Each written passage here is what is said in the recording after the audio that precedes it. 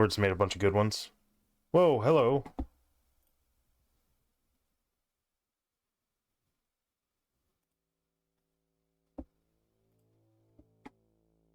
Whoa.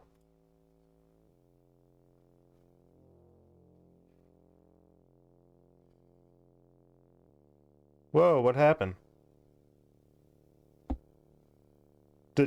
Hold on. Whoa, hold on. Why is this restart? Why isn't this going? It says I'm live.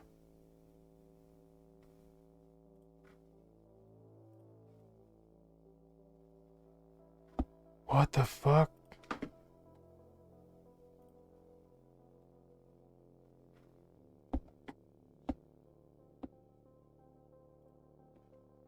Whoa, what's going on? What's going on? Let me restart this.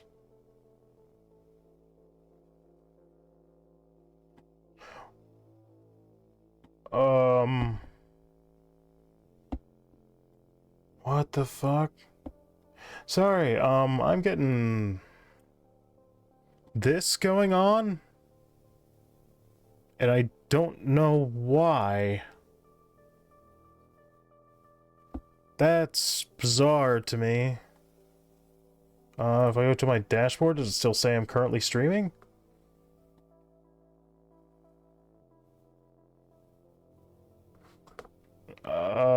No. I mean, Streamlabs has not disconnected. It says 0 viewer. What the fuck? Hold on. What the hell's going on?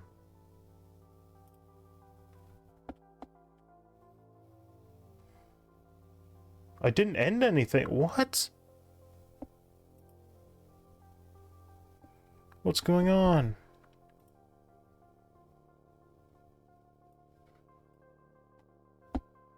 Look at this back over here.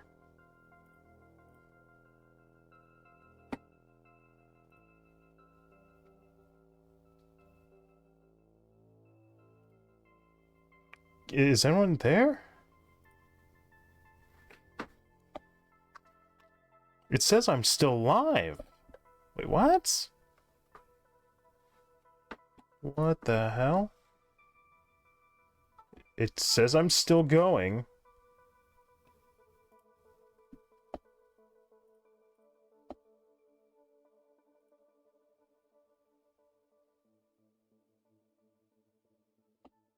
Hold on, if I just jump on to the regular stream... What is going on? I'm not on there. Am I?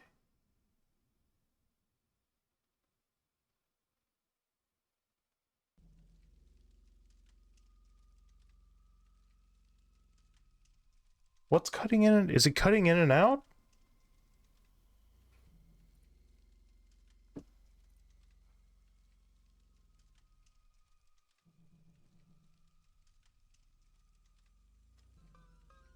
What's going on? What's going on here?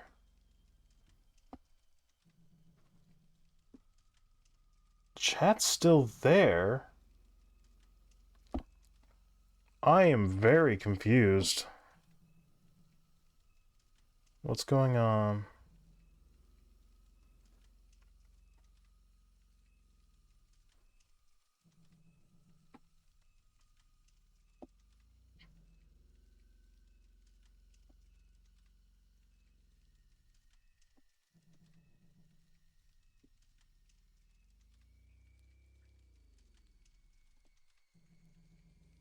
Yeah, I don't know what's going on.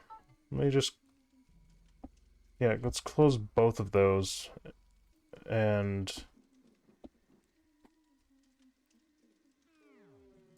completely restart it.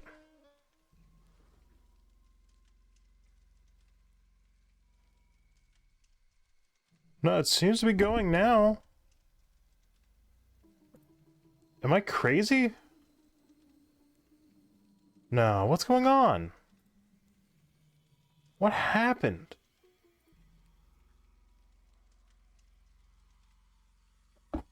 I don't know what that was. Everything's still up. But now it says 5 minutes now. What the fuck? I'm confused. I don't know what happened. It just blipped out or something. Let me go back to my creator dashboard.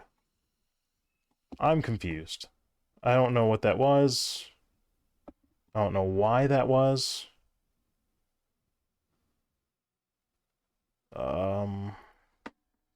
One, two. It got interrupted for some reason. Fuck, dude. What's up with that? Streamlabs isn't working? Or CloudBot in particular. Streamlabs is working, but that's bizarre. Are there some system updates I need to... hold on. Let me... Stream updates. No, it did. It came back up again just a few minutes ago. That's gonna be interesting to look at. Well, shit. That's bizarre. There's nothing I can see that would have prompted that. Unless there's an I mean, I guess there could have been an interruption in the...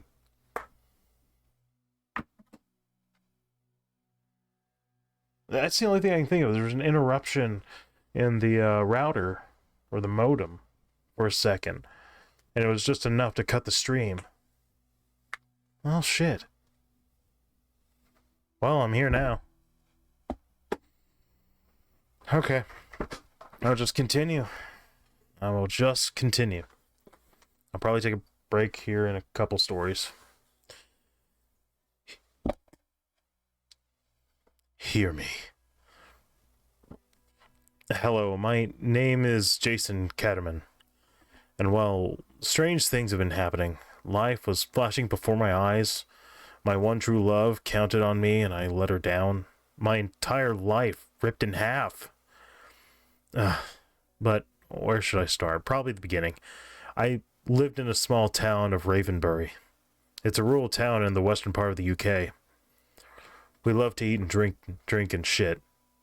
You know, the usual stuff you like to do in your spare time with your friends.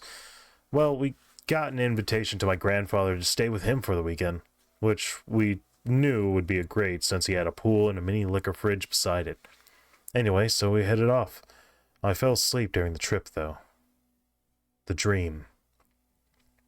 I woke up and I was at my grandfather's house, but it didn't look right. It was lonely looking and it had a shed. It didn't quite look right. But some force in the back of my mind, probably curiosity, got the better of me and I approached the shed. It was unlocked, so I went inside. As I entered, the door just faded. It wasn't there. So did the windows. I started to sweat all over, and I looked around. On the walls, I saw long, grotesque tentacles. They were blood red, and they covered all of the walls. I saw a table with the meat cleaver on it. Not hesitating, I grabbed it and stabbed it right into one of the walls, trying to escape. I was horrified, as when I cut in, I did find a door, but it led to outside. Now, not the outside we know and love. No, this was morbid. The shed was gone and I left. The police were in front of the house. I woke up to one of the officers and questioned him as to what was going on. He said there was a murder here. He named the names of my friends, and he said my grandfather went missing. I looked around, found the pool, and it was blood. The pool was full of blood. Oh, there's CloudBot. Thank you. Jeez. Full of blood, and I saw a hand reach up and grab me. It was my grandfather's face. He pulled me into the blood and said, "Hear me." I'm not sure what this does seem like something that could happen. Like, that's a dream you had. It almost seems like it could have been one of those things that, like, are supposed to detail something. What the fuck was that? I don't know. I do like some of the ones that are, like, lucid dream shit. because it's crazy. I mean, I guess credit to that guy who said he was talking about himself. Alright.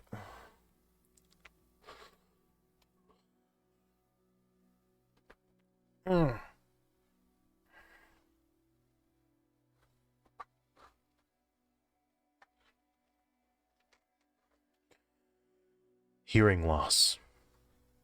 When the doctors first told me I had ruptured an eardrum, I can admit that I wasn't at all surprised. I'd been water skiing on Lake Winnipesaukee.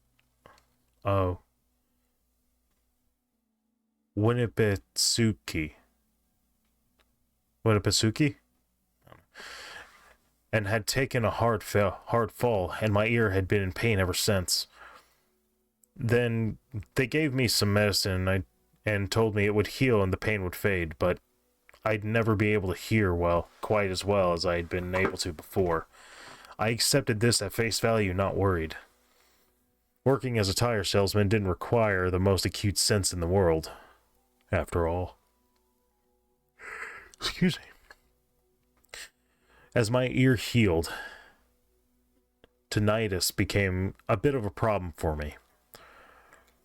I would constantly hear scratching noises that almost felt as if they were in the cartilage of my ear.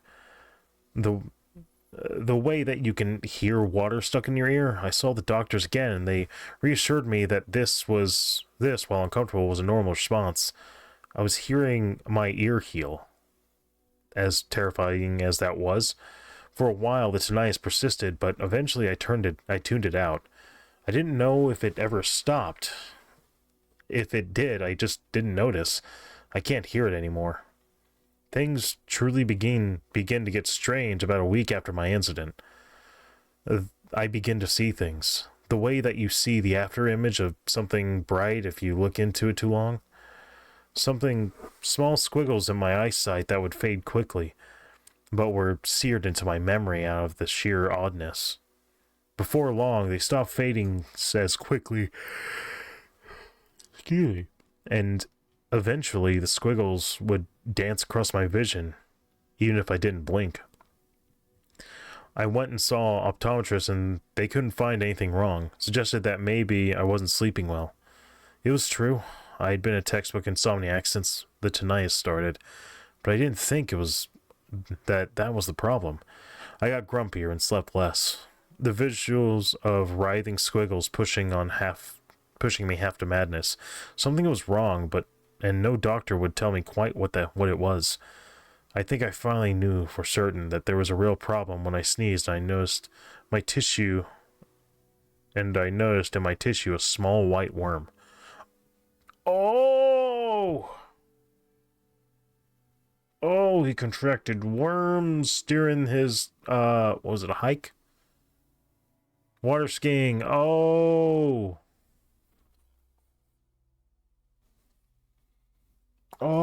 it's like that House episode where the kid like played in sandbox where the cat shit, and he contracted worms from it, and he looks through the eyeball and you see a bunch of little floaters. Okay. Oh yeah, that's pretty neat. That's a pretty neat there by Cheese Lord. Oh, okay, that one was pretty good. Like when you just don't understand and like it sounds normal to everyone else, like we can't find anything, but you don't have enough to be able to send them to something else. And then you can get some human doses of dewormer, whatever that be. And then all right, we're fine now. All right.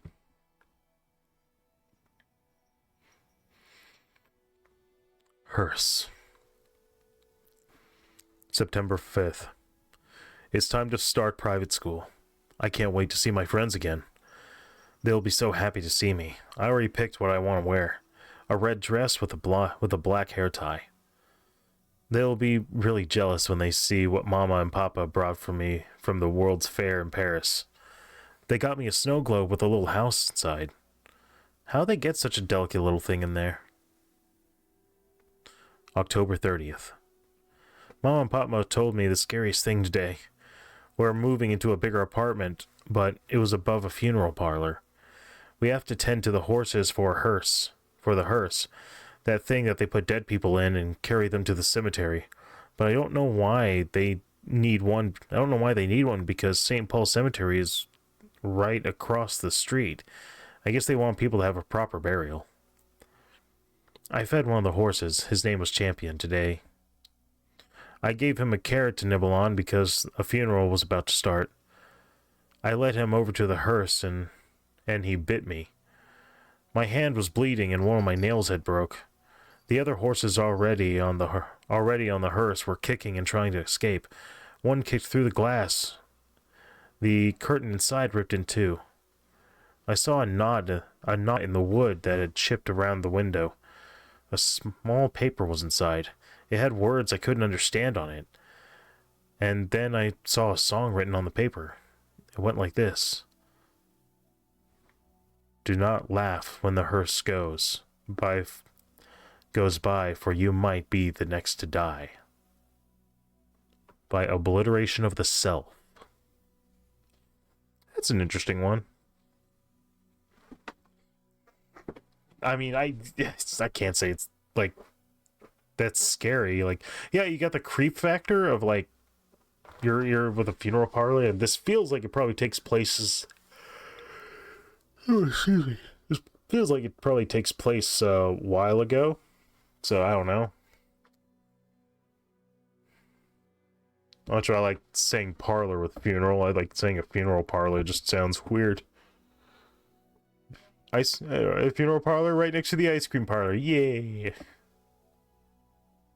Your loved ones passed away, but you can get ice cream. I don't know. It's the association of parlor always gets me. Heartbreaking. Sarah was weary about letting her husband Tom go on his business trip alone. She had a sneaking suspicion that he was having an affair with his secretary Rachel. Unfortunately for her sake, she was unable to stop him from going. It was a mandatory meeting, according to the email she was shown. One night, after Tom had been away for 2 days, she heard noise coming from the ground floor of her house. Scared, she hid under the covers, afraid for her life. After what was the longest 5 minutes of her life, she heard someone come up the stairs and shortly thereafter heard the bedroom door open. Almost instantly, an intruder flicked the lights on in the room. Knowing that hiding was now pointless, she threw off the covers to face the person.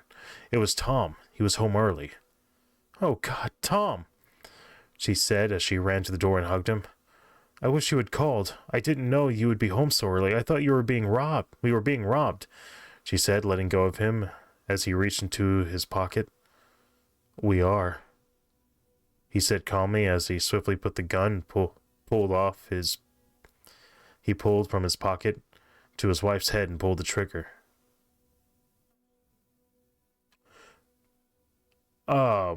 What's his business? I mean, really? What is his business? And why? Why does the do? Okay, I need to piece this one together. So, wife is worried about the business trip because he suspects him of cheating on her with the secretary. He goes on business trip for a couple days.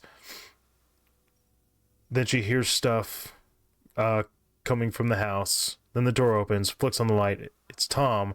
She's like, "Shit, I thought we were being robbed. Now I know it's just you."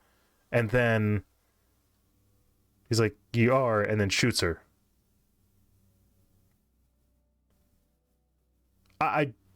You know what the issue is? There's no context to say if there was more to like what the business was. I suppose that would make more sense, but I feel like there's context missing from this.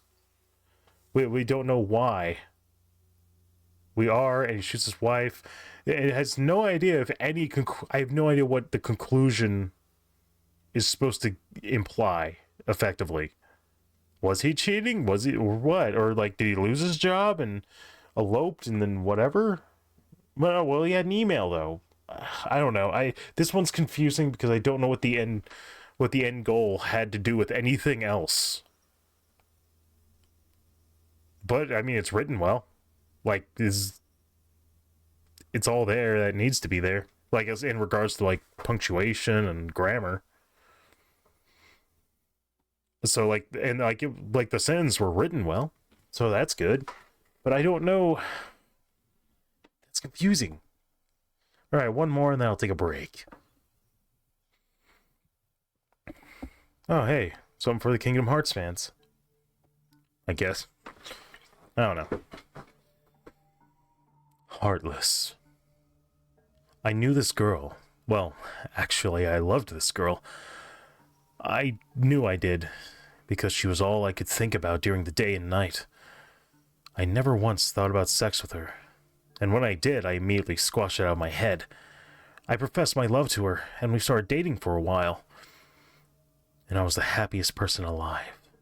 Then one night, while texting her, I told her that I loved her, and she said that we should see other people. That heartless bitch. How dare she? She ripped out my heart because she had none. Actually, that last part was a lie. She really does have a heart.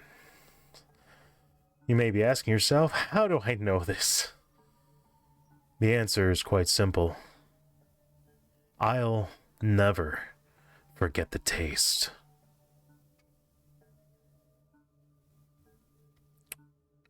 Okay. So, I guess she never got to see any other people. Huh.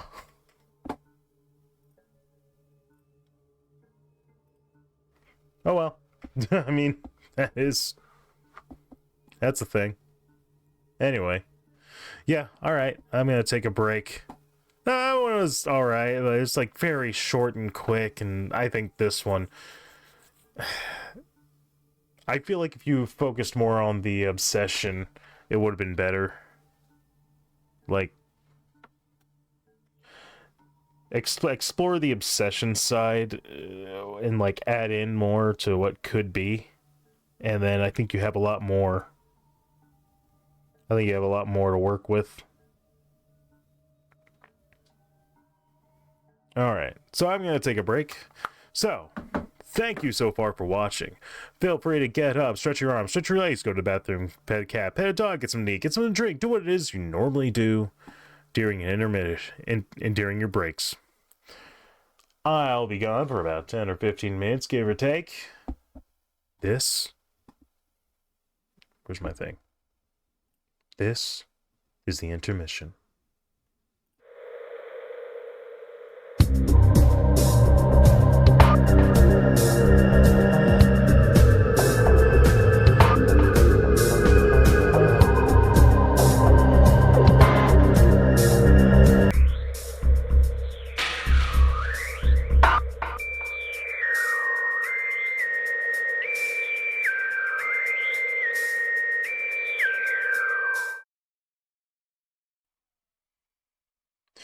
All right, and we're back. Excuse me. All right, let's continue, shall we?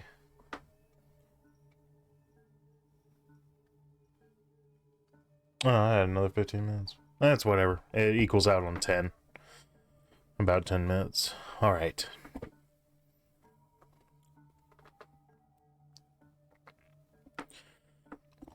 Hearts. On the furthest point of Long Island, the last scrap of land that still counts as New York, there sits a tremendous abandoned building, protected by its own isolated location. There's also, at any given time, 2 or 3 security guards there. However, if one approaches the cast iron gates on the night of December 4th, even those few security guards refuse to work. The gates are left unlocked, and the wind will be utterly still. A nearly opaque fog filling the peninsula. Go directly to the main doors and step within. There will be a single long hallway. The end occluded by the fog. If you look to either side upon entering, you'll see a modern operating room through a glass door. The farther you walk, the older the equipment will get, and the more old-fashioned the doctors will be dressed. As you can finally see the end of the hallway, the screams of the patients will be nearly deafening. The hall will terminate in an open door leading to a single wooden table. A man in woolen medical clothing, stained brown from blood, will be bent over a corpse. The body's face will be covered, and the man will turn silently, screwing the top onto a cloudy jar of liquid, filled to the brim. He will hand this abnormally heavy object to you, before turning back to his work Instantly, you will be outside of the cast iron gates. From that point on, disease and injury will never afflict you. If you ever open that cloudy jar and pull out the contents, you will find a heart pulsating and beating loudly in your palm. A sudden feeling of horror and revulsion will pass through you as a realization strikes that you have pulled your own living heart from your chest.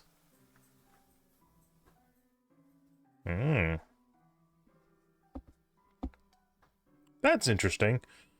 By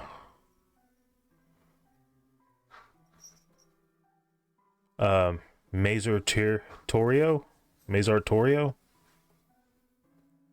That one's interesting. I like that one. That one's kind of like part of the whole. That's like a lot of the ones in the Holder series, which we're going to have a lot of. Anyway, heater.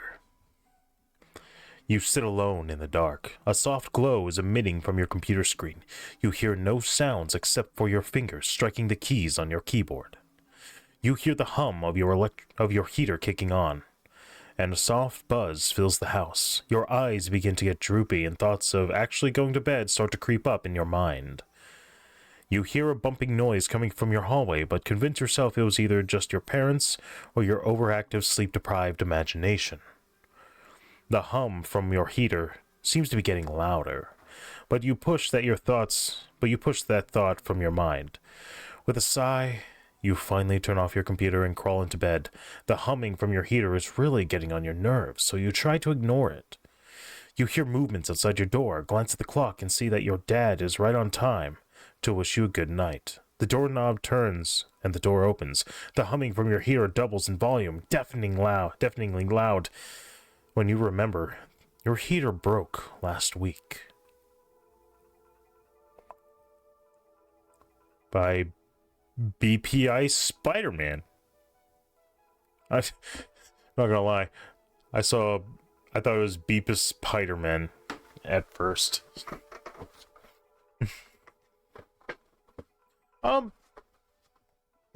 So what's happening at the end there? What's walking in? What's humming? That's the interesting thing. I don't know. I really don't. But that's there. Some kind of heater monster? I don't know. Ooh. Heavy breathing. If you're ever alone and in bed at night, and the only thing that you can hear is yourself breathing heavily, try this. Suddenly and randomly stop breathing. You'll trip it up. Now you know it's there. And it knows. And now it knows too. Sleep well. It knows you're awake. By Ben Nasty. Yeah, that's interesting.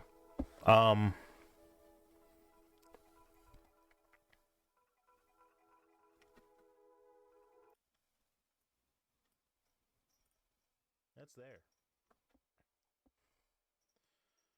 Some kind of heater monster? I don't know. Ooh. Heavy breathing.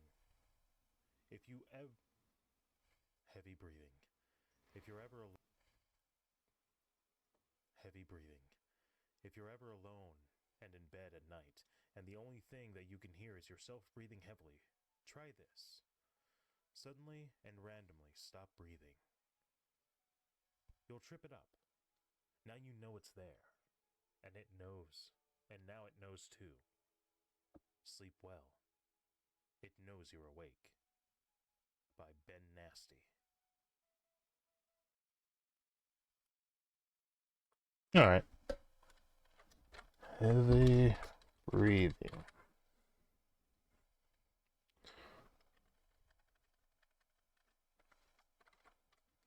There we go.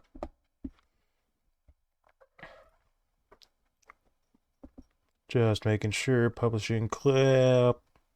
There we go. Alright. I need to throw these on YouTube when I get a chance. Make sure the chat's still working. Just want to make sure. Alright. Now... No, that's interesting. It gives you a really short thing on, like, that one does well for the show don't tell. Alright.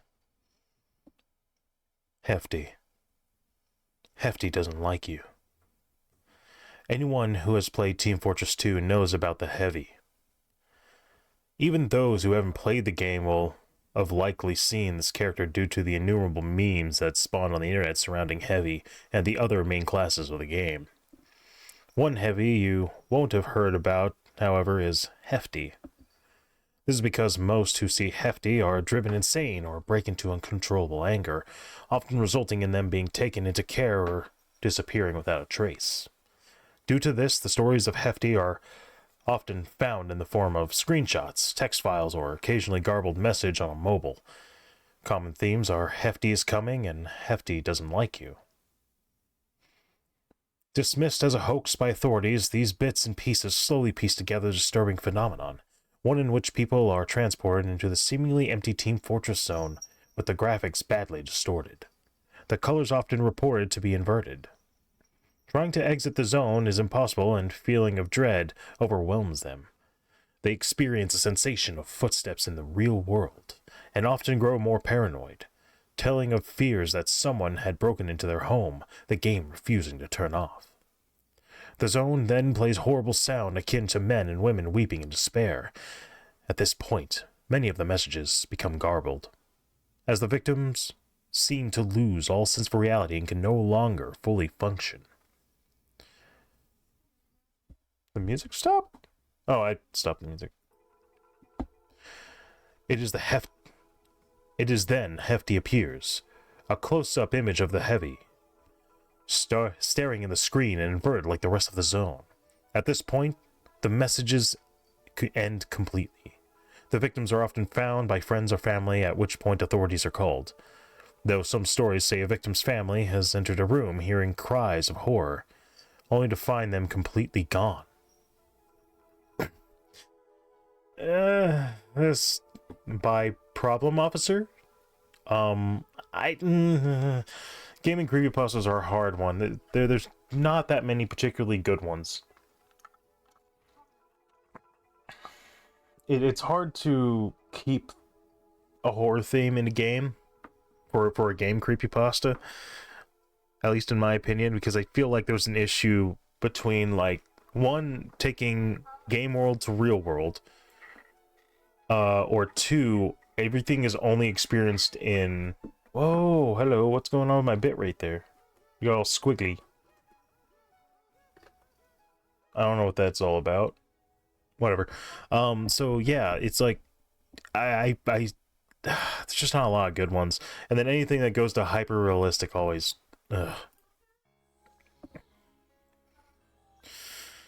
He'll go bump in the night. I was laying in my bed when I heard my mother calling my name. This was creepy, because she was working the night shift. Her voice sounded raggedy and tired.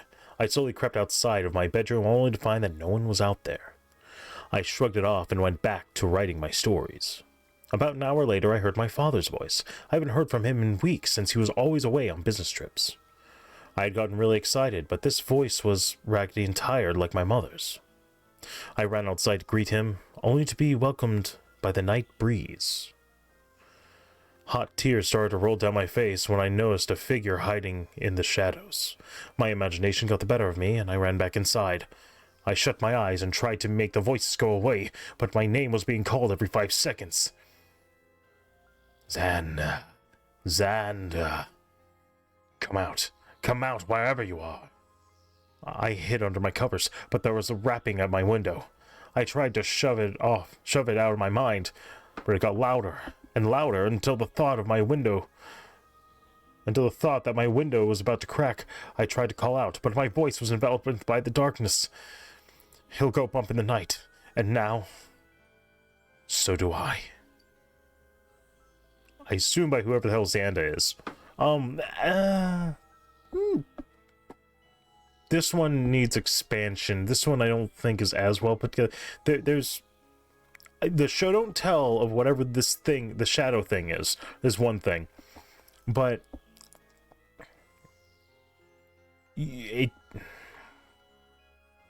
there need to be more build up. That's probably what it needed. Like, it really could have used much more build up, something better than that. It would have been nice.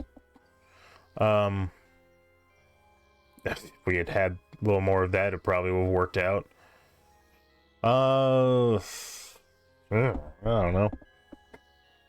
Alright.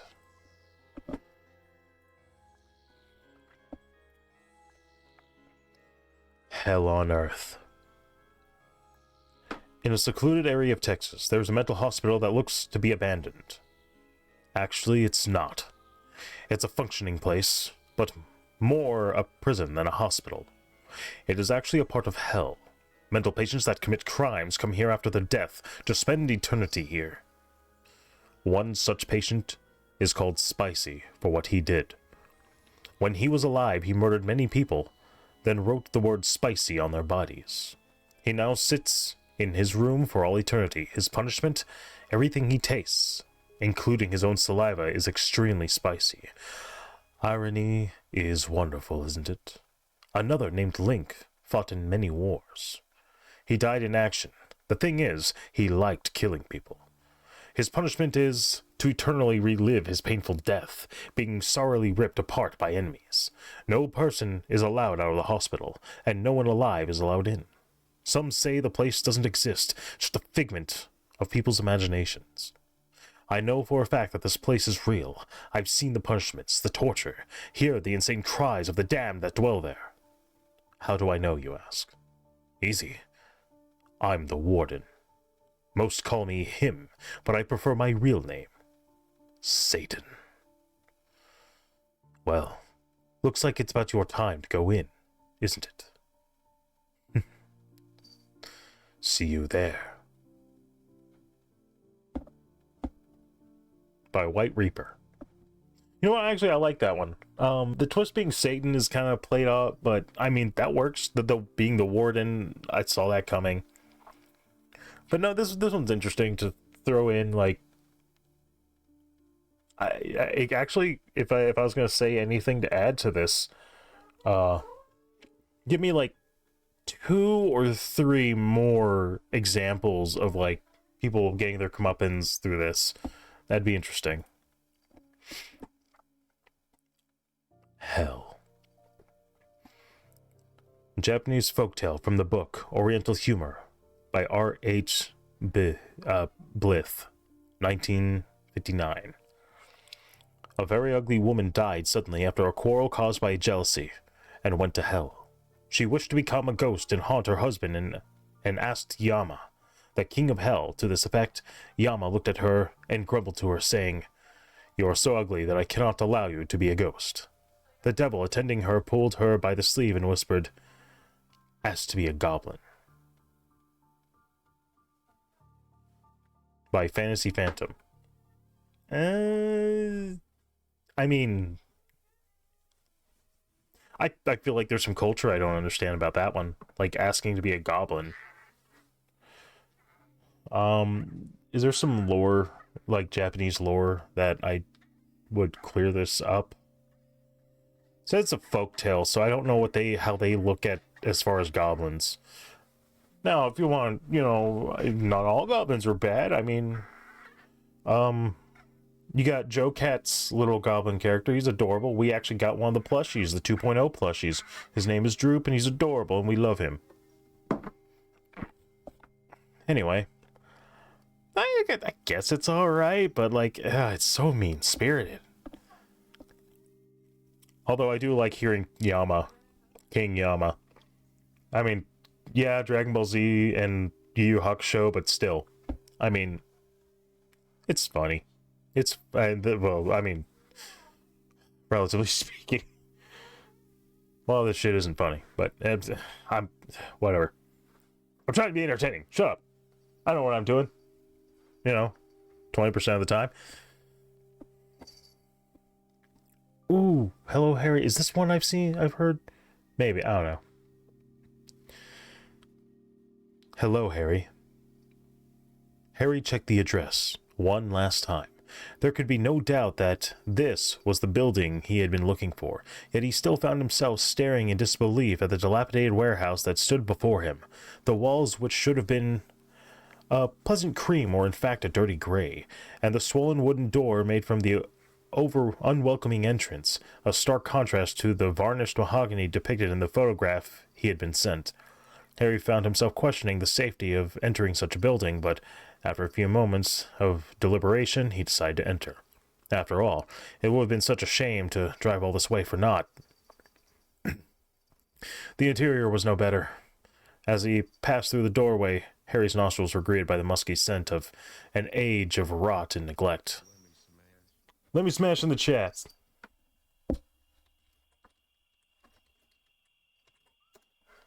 Yeah, I'm a child. I'm not. I'm a 31-year-old child. I will interrupt something for that.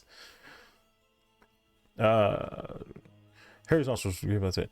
The vast emptiness stood before him, illuminated only slightly by the far corner by a dull flickering glow. Harry retrieved his small flashlight in his pocket, switched it on, and began to tread towards what he had hoped would be the answers to what he had been looking for. All right.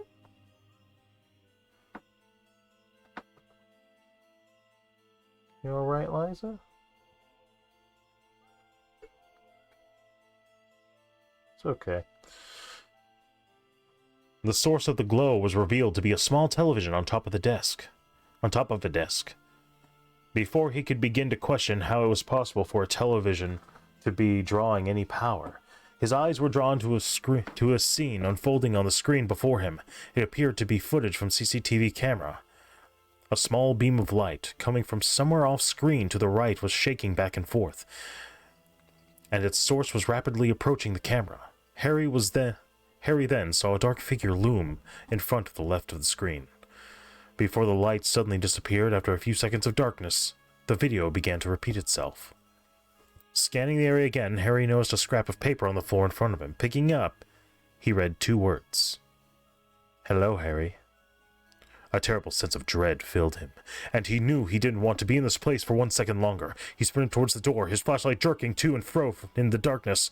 Just for a second, he thought he could see someone ahead of him before he dropped his torch and the bulb shattered, plunging him into darkness. That was it. That was pretty all right. I'm still wondering, like, we don't. There's the show don't tell of the place in regards to, like, what's going on, and it's already dark, and you have no idea what his goal is supposed to be and why he's there. It's not for delivery. He's looking for something. So yeah, that's interesting. Hello there. Hello there. I got a Dell laptop from off the side of the road. No. Okay. I got a Dell laptop from off the side of the road. I took it home and plugged it in an old I took it home and plugged in an old Dell laptop charger. The computer had Unix operating system. Odd for a Dell computer. I could barely work it, so I gave up for about 7 months. I dug it out of the attic a few days ago and looked up how to work Unix on my computer. I eventually got a tutorial and I searched through the files. There was nothing. I got bored and searched hello and something popped up. Hello there. The video started out black and stayed like that for about 5 minutes. I was about to shut it off when I saw the camera shake a little, and then I realized that it was facing a wall. It eventually turned around after about 10 minutes and it showed a dirty place, brown and red and piles of junk. The room was all dark except for a single candle in the middle of the coffee table it was sitting on. There was a man with long hair and a beard sitting there just playing with the flame. Every few minutes he would look to the camera and look kind of worried. I could just barely see something moving in the background. It was large. It looked like a man with long hair was the only one in the house, except for the thing moving in the background. I could tell the man was afraid of the creature. There was one moment at 24 minutes and 13 seconds where I could see the face of the creature. It had large lips with closed eyes, a large droopy nose.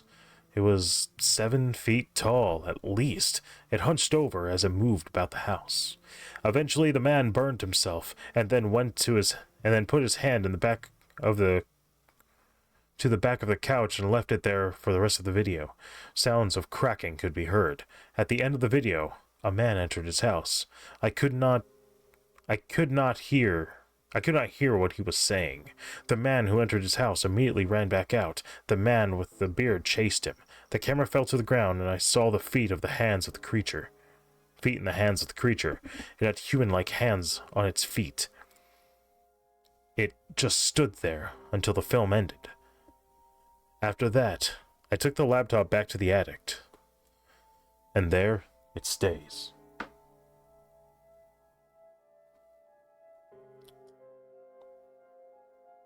You alright, Liza?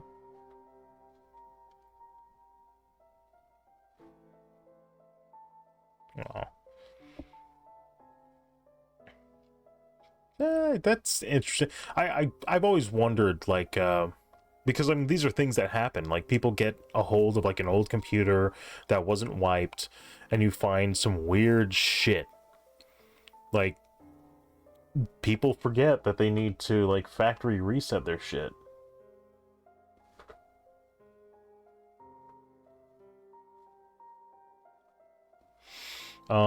I mean, like, same thing with phones. Like, there's a phone, like, you get a phone, but it looks like there's still some of the old user's stuff.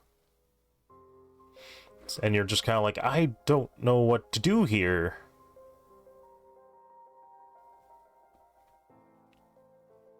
So you're just kind of like sitting there trying to figure out what you're supposed to be doing, and you're just confused.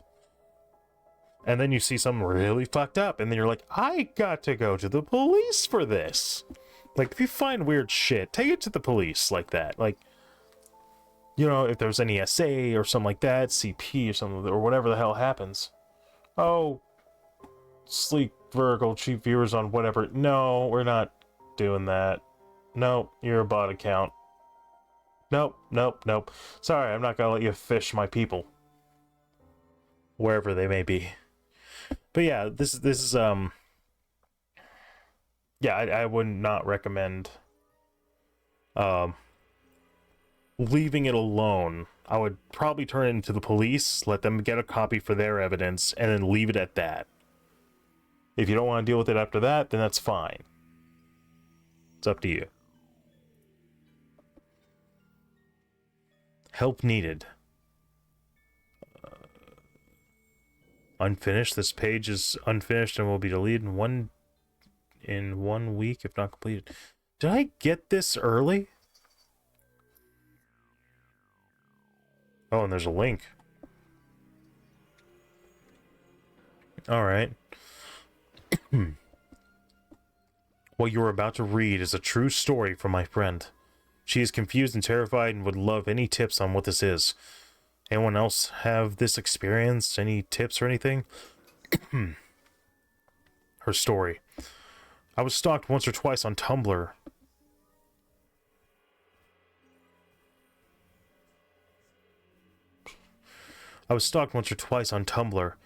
And my moderator blog, Soundwave Stuff. On this blog, I drew art and posted it for all my followers to see. After that, it went downhill. I was playing a game, an obstacle course-like game. I was minding my own business. At last, I finished and decided... Is that the... Please tell me that's the music I'm hearing. I assume it is. So I went... Okay. At least I finished. I decided to head on over to my blog. I had a message and a submission. I thought to myself, I'll check out the submission first. It must be fan art. So I went onto the page and saw a creepy face. A staring face.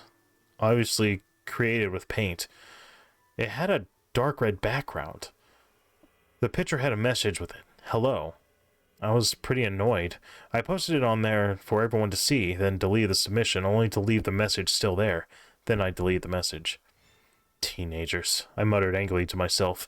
I took myself back to the webpage I was previously on. I finished another obstacle course and went back to Tumblr. Then I saw some spam, blew it off, and decided to go to bed. I looked around, saw a flicker of light. My lamp was on. I turned it off and set off to bed, only to be stopped by a doll that wasn't there before. I shrugged it off and went to bed. I had a nightmare of some guy cutting my eye. I got up in an alarm. I realized it still hurt. I looked in the mirror. I found one single bleeding scar on my right eye. We'll be finished tomorrow. Alright, let's look at this link. I'm guessing I don't have the full version if this is real. So...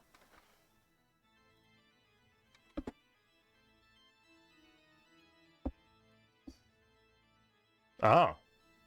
Whoa, whoa, whoa, whoa. What the hell? That's... Okay. Well, okay, there's nothing there, is what it says. There's nothing there. This link takes you to nothing. So...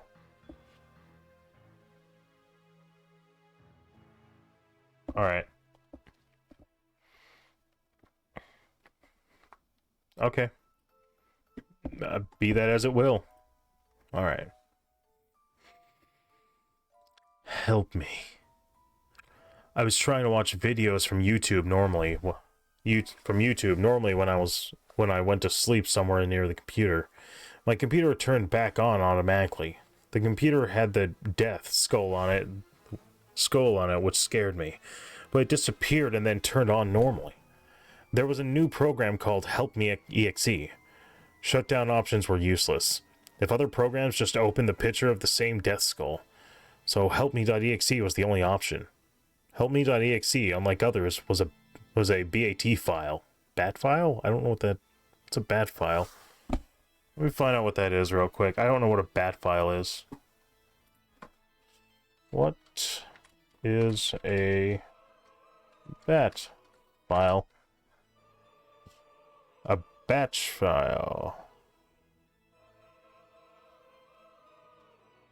What is a BAT file used for? Oh, it's a batch processing file. Okay, okay. That makes sense. I was like, is this a joke or something? Then it displayed a message that said, die quickly. It scared me because I was the only person awake. The death skull appeared over my whole screen unlike any other programs, and then my computer restarted. It was on my CD information, but the CD was named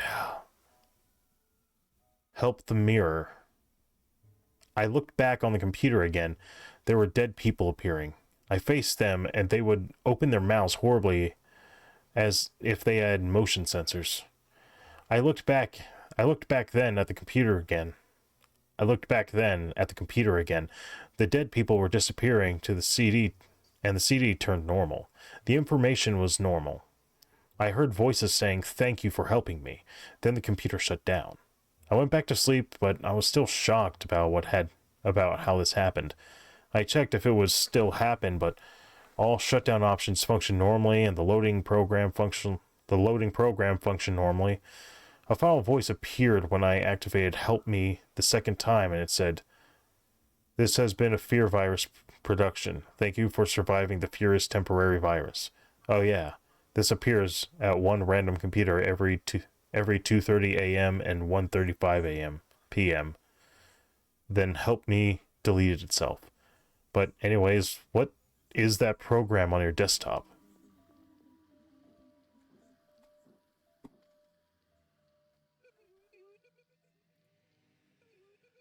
It's not there. It's not on either screen. LOL. Oh no. I mean, that'd be interesting.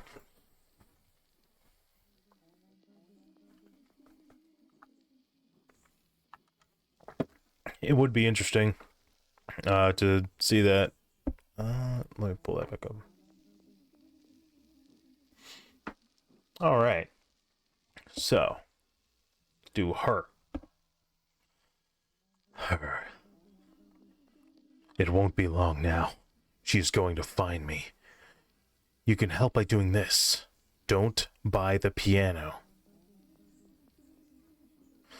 Oh, you know what I forgot? I'm sorry, I forgot my little dude. I did that.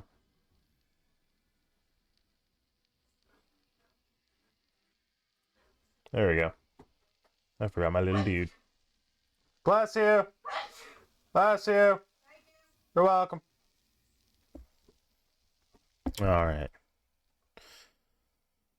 It all started a few days ago. Thursday, I believe. I bought this grand piano so I could practice at home. I was searching for one, found one fairly close to where I live. I drove to where it was, and then I got there. There was no store in sight. All that was there was a homeless man in front of a beautiful piano. "How much is the piano?" I asked. "Please, just take it. Please." After I got the answer to my question, I put the piano in my trunk. That night, when I went to sleep, well, I almost slept. I was almost asleep. I heard noises. Not normal old house noises, but people walking noises. I went downstairs, and what I saw scared me half to death. A girl my age playing away at the piano. I gasped, and her head rotated a full 180 degrees around like an owl's. I knew I was in trouble. She was in my house waiting until I'm done. She is in my house waiting until I'm done. I can feel her presence here. Oh no. I hear the stairs creaking. Goodbye, world.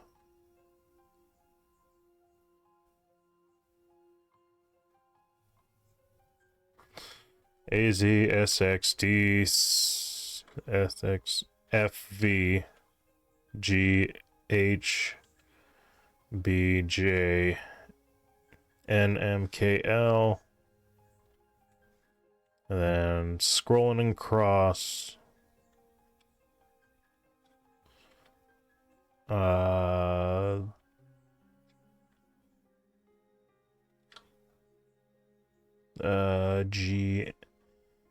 GV, then to HB, and okay, so, alright, so the way she typed this out was to try and get, like, the being pulled away, like, being, like, jerked around a little bit. Okay, that's interesting. I would not have expected someone to try and replicate that like that. But who pressed enter? Who the hell pressed enter? I'm assuming that was the last key pressed. I mean, for what it's worth. Someone pressed enter.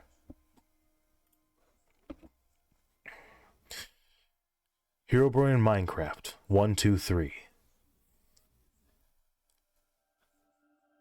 Herobrine.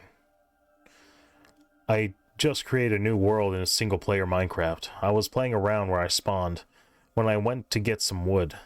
I saw something. I turned to see just what it was, and it was Herobrine. I tried chasing him, but I couldn't keep up. I saw his face before he ran off. He had no pupils, which I already knew because I had an encounter with him a week before, but his eyes were weirdly stretched. I took a snapshot in F1 mode before he ran off. A few moments later, I saw a 2x2 tunnel that he made. I went in to see what he had made. I found him still working on it with his back towards me. When I attacked him, he took no damage. Instead of turning and looking at me, he took out a diamond sword and killed me with one hit. Before I died, I saw a text box with no name saying, "Good night," but in backwards.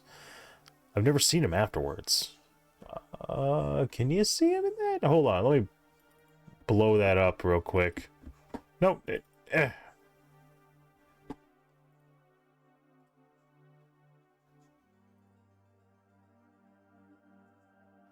Yeah, just bring it up.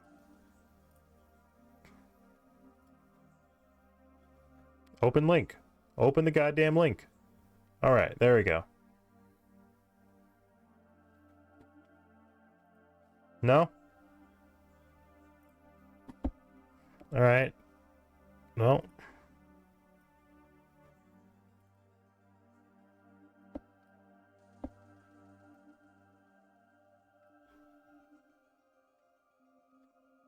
Control plus.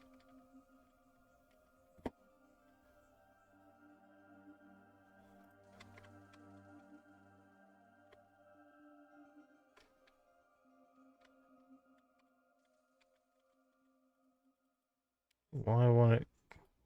What the fuck? Is it because of that? Why will it not zoom in?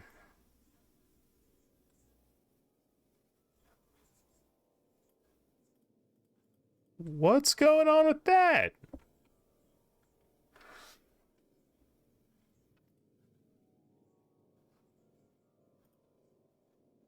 Anyway, I'm not seeing anything anywhere anyway, but whatever. Don't save. Don't save that shit. By Martel Sluver? Mr. Tails Slew. Mr. Tails Lover. I got it. I got it.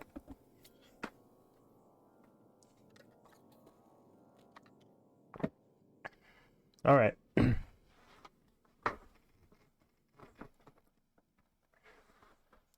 Herobrine is real. Okay, I admit this isn't the best creepypasta ever, but I do hope you enjoy it.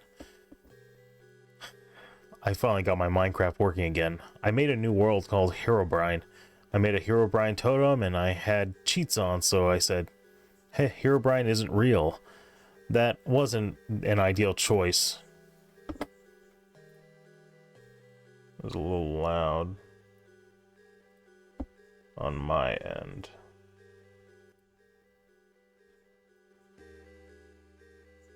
There we go. That's a little better. Alright. It wasn't an ideal choice. Wasn't an ideal choice. Everything was normal except when I went to sleep in Minecraft. I immediately woke up with a text box saying, "You can't rest now. There are monsters nearby." I got out of my house, and the oceans looked like photorealistic blood. Oh, god damn it. The trees were on fire, and zombies were everywhere. When I turned around, I saw Herobrine right in front of me. I practically shit myself at that point. Herobrine was just staring at me with a diamond sword, and every time I tried to take a step, I was teleported back where I was. I tried closing out the game, but it wouldn't work, and Herobrine said, "Aren't you having fun?" Every time I tried to shoot an arrow at him, it just went through his body. I looked away to see Minecraft version of my mom's body, but it was decapitated. I turned back around and saw Herobrine holding my mom's Minecraft head. Blood was dripping from her eyes and the bottom of her head. I rushed over to my mom's room. I couldn't find her there. However, I did see blood on her sheets. I rushed back to my computer. Herobrine threw the Minecraft head of my mother at my Minecraft character. And then I could have sworn I heard the Kefka laugh, except slower and demonic. After a few hours of madness, my siblings and parents being slaughtered by Herobrine, Herobrine said, I'm starting to get bored. I need some friends. My mom, my dad, my younger sister, and my older brother appeared in the same glowing eyes as Herobrine, and they were blood-stained. They started chanting, "Join us, Vincent," in their normal voice. I was going towards the phone to call the police, but when I picked it up, I heard a raspy voice saying, "Calling someone, Vincent?" I freaked out at this point. I tried to open the door, running, but all the doors were jammed. I've been here for 2 days straight, so never say I'm bored. I need some friends. Minecraft creepypastas just don't really do it for me, but I mean, I've seen Minecraft ARGs. They fucking hit like crazy. Like, you make a meta or whatever, you do a big thing for creating the world.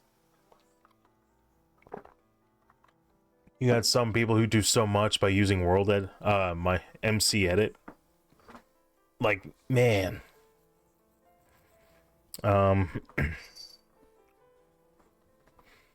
Fuck. If you're not familiar with the Kefka laugh, you like look it up. I can probably find it real quick.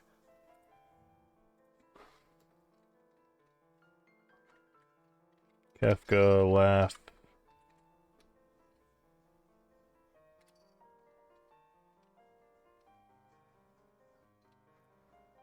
There we go. This should come up. Just play it. Yeah, that's the Kefka laugh. There's a lot of games that use that, and it's a good one. It really is a good one. It's one I definitely recommend if you like some of those games and you want to use that somewhere. It's pretty good.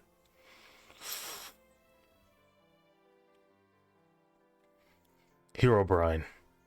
Redirected from Herobrine. I just logged into my private server with my 2 friends.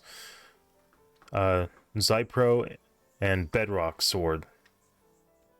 We were finished with hunting for diamonds, building an epic town, made in mineshaft, made in firework display center, and World War II playset, epic bridge across ravine, and an outpost mob grinding cannon launcher. Just so then, on my chat, Zypro asked if we... Lincoln.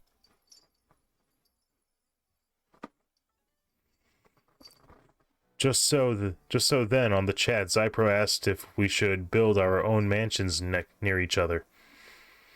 Then an epic sky bridge to each other's house, along with 2 railways for supply transporting and visiting. We normally go mining and find caves. Not too big nor too small, but our latest one was an epic cave connected to a stronghold under our spawn base. So we added it to our history timeline. But who knows what could happen. Just then we were building our mansions each with a mod, too many items. My mansion was made of basically cobblestone, wood logs, and planks. Just then, Bedrock Sword said that he heard an explosion go off. We instantly teleported him. We were all admins. We only were to be near the crater, under a somewhat large structure, as if a huge stronghold, but bigger. We were speechless before we even stepped in, me thinking that was Herobrine's lair, typed in on the chat board. They just laughed. But then we saw what really scared us, a Herobrine totem in the main floor. To be continued. Okay, this one was a hard one because this is not their native language. Oh. Sorry, guy. Sorry, bud.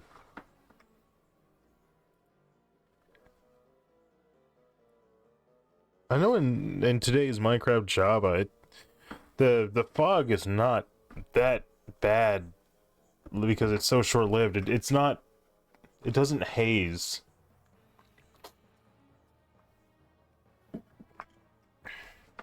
So even if you turn the render distance down to like what is it, 2 chunks? It's still not that far. It's not as gradual, So it's easy to not be too far into it, at least in my opinion. But maybe I just haven't used it enough times to really get that feel. So, I don't know. I might figure it out later. Ooh.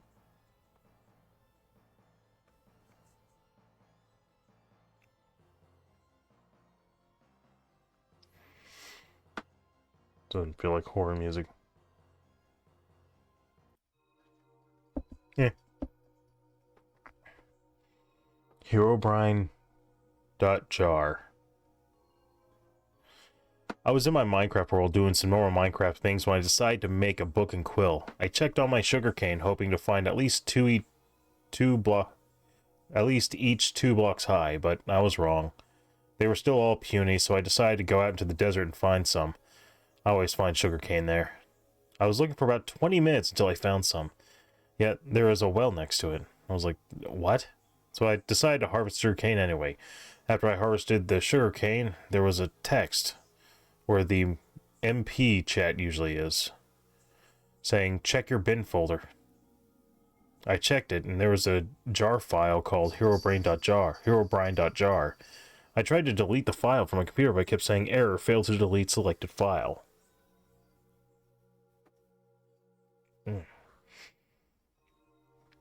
I opened the jar. It had .class files and everything. Then there was a photo called deadsteve.png, so I opened it to see a layout of the default player skin, but with white eyes. I closed everything and checked my Minecraft. It was still the same, so I ran on back to my house. There was a chest in front of my house. I opened it and found a written book called No by the Bullshit. Sorry. I had no memory of writing the book. I looked in the book, and all it said was, wake up. All of a sudden, my game crashed. I restarted Minecraft, though, and Mojang logo was replaced by Herobrine's face. The Minecraft logo was replaced by anonymous in big bloody letters. I opened up my world, and my house was on fire. The trees had no leaves, and the grass was replaced by the purple grass you find in the mushroom biome. And the Herobrine's face came up with a blood-curdling shriek, and Minecraft crashed once again. It said, world's corrupted by 6_6_6_6E. I have a new world now, but my old one still remains unremoved, undeletable, still corrupted. That one, I think that one works a little better than some of them.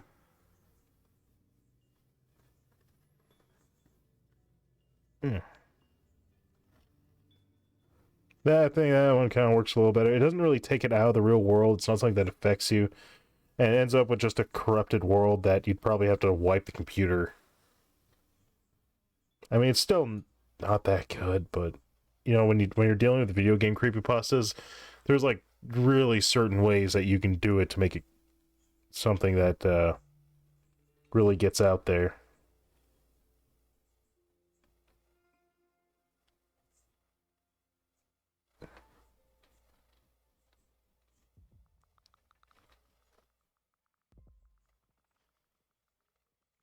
All right.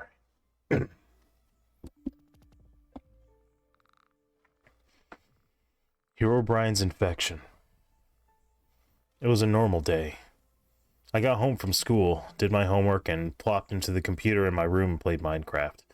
Although the Minecraft picture seemed weird. The dirt block that was on there was covered in redstone. Or blood? Either way, it looked weird. I logged on and went on to my survival world. That's when everything got weirder. All my torches were redstone torches. My chests were all filled with glowstone. And there was lava on top of my house. I went outside to escape the carnage. I saw a boat out in the ocean with something in it. I was worried. Herobrine isn't real. If it was him, then how? I opened to land and invited my little sister into the world to investigate. However, as soon as she got onto my world, he was on my island, staring at us. My sis was scared and tried to get off, but the disconnect button was deactivated. I couldn't leave the game either. He walked up to me. Suddenly, my screen started to glow red. His eyes were glowing. In the chat, the word red rum repeatedly popped up. From a video, I knew that this was the word murder backwards. Everything that was pure chaos. Then everything stopped, and he left. Confused, I decided to go in third person and dance with my little sis, but my skin was different. It was bloodied and tattered. I pressed F5 again, and I found out what he did. He infected me. 3 weeks later, the DeRitter Police Department found our bodies lying on the floor in my room. On my computer, Minecraft was open, with a new world selected. The police opened it. Me and my sister were on there, beside Herobrine, and we looked like him. Me and my sister shouted, "We did not leave before he came. We had to suffer. Now you must suffer like us, and become his minion." Then Herobrine punched the screen, and my computer broke.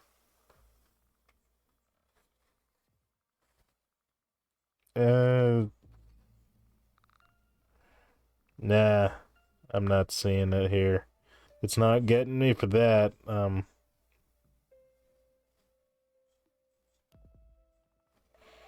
You bring the police into it, and like what are they supposed to? How much of this are they going to understand necessarily? Because the police are normally older people who don't have as like a lot of people who are police often don't have time to do a lot of the things that they would otherwise normally get to do with other jobs because a lot of them are on call. So I imagine it's hard to live a normal life sometimes. Not to mention things are pretty fucked up in the business, so take that for what you will.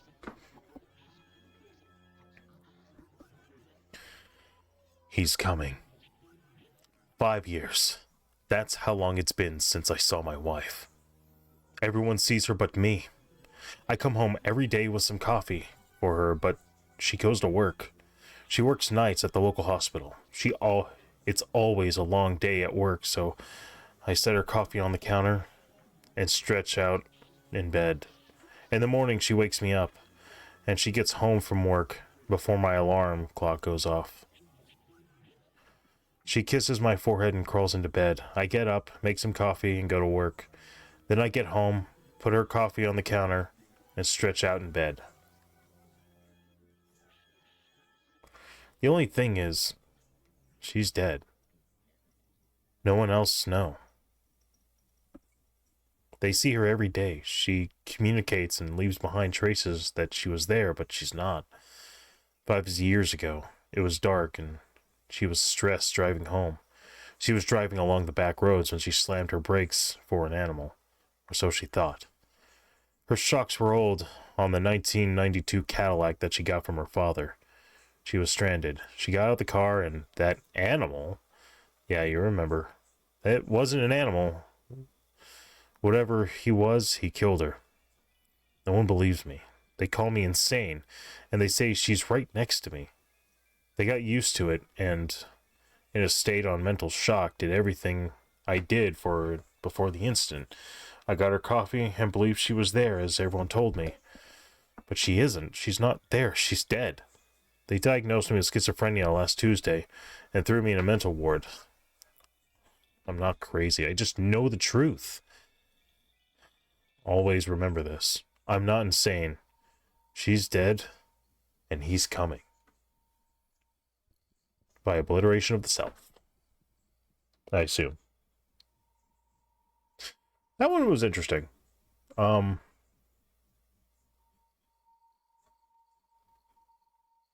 idea the only time you get to even be remotely close to each other is when you're both asleep. Oh, I would hate that.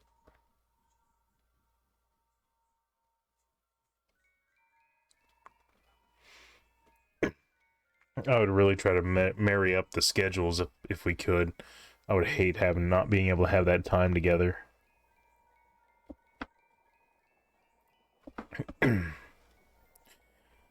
He's watching. It started off as a normal day. I got up from my bed, brushed my teeth, and enjoyed the day outside. Except for one thing. I felt something slowly touching me on the hand. I saw a white hand or whatever, and it disappeared. I got afraid at this moment. Other than that, it was time to go to school. I'm in college. Now, as you may know, I'm interested in the history major. So I got to class and the teacher gave me an S plus. Now I don't know what an S is in any way. I asked my teacher to tell me and tell me what it means. She simply nodded her head and backed away. I never did a test or anything, so there was a reason. So there wasn't a reason to give me a grade. I called my friend to come over since this fucked up day. To come over this fucked up day. My friend's name is Alexander. I call him Alex for short, and he's an awesome friend. We always hang out together. I told him about my bad day. I mean, everything. In my day, when I finished telling him, he ran towards the door, opened it, and ran away. I felt depressed because I thought my friend left me. I was going to make coffee to calm me down, but when I was going to make coffee, something appeared on my back. His face was just... Oh god, it doesn't have a face. The thing is white, like the hand I saw. It's this black formal suit with a black tie. He was just standing there. What happened then was that tall thing teleported me without moving and pushed me. He disappeared once again, and I ran into the bathroom as quickly as possible. I started to cough blood and sneeze blood. Then I was finished. I got back to my room, grabbed my jacket, and went outside. I saw a forest near me, but I didn't want to go there. My soul kind of grabbed me to it. I said to myself, why not? Something in the distance caught my eye. I grabbed my camera phone and filmed this. I saw some strange symbol near the thing. It looked like a circle with an X on it. I don't know what this means, but this thing, when I saw it near me, I collapsed on the floor and my camera went all distorted. I ran to my home as fast as possible and grabbed a knife. The time I'm writing this, my computer is going to be bloody. Of course. 1, 2, 3, 4. No, I'm dead. Another Slender Man creepypasta. This one I think made it a little interesting. I probably would. I think it would be more believable if like they kind of brush him off, said, "All right, man, I gotta go. You just chill out, man," or something like that. I feel like that would make it more interesting. Or if this happens and like go a little further with it, and then they tell police and you get to see their recollection of it, and it's like, no, he was having some issues, and for them it's like something super normal that they were doing.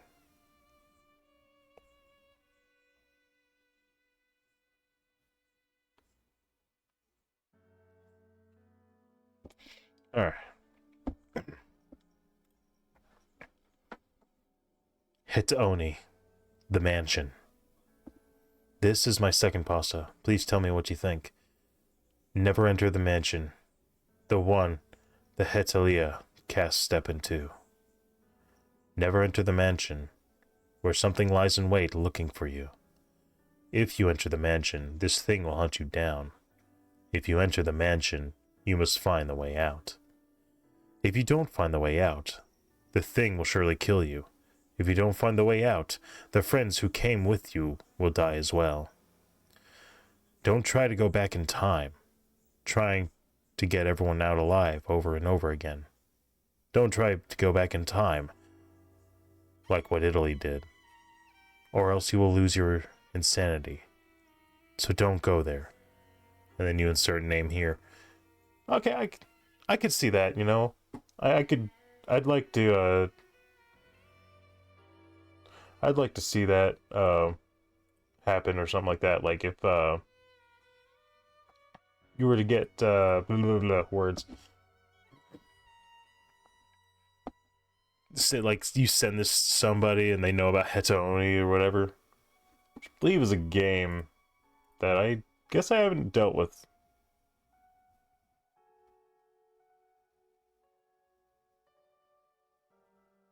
Why is Cloudbot not doing its due?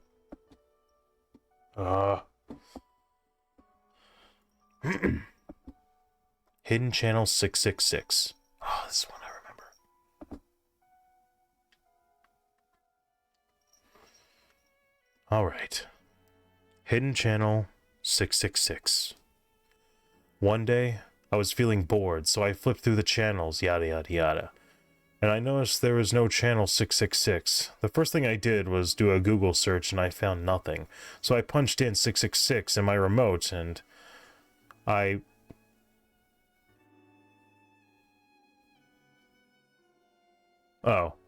went to 667, so I gave up. Then one night I had a dream. In my dream I woke up, turned on the TV, punched in 666 in the remote, and nothing happened. I tried again in the morning. And again I got redirected to 667. I had another dream after that, but it was still the same, and I tried again in the morning. This went on for 4 weeks before I lost interest. On the night of August 27, 2011, I had the dream again. But this time it was different. I went to channel 666 and I was greeted with static.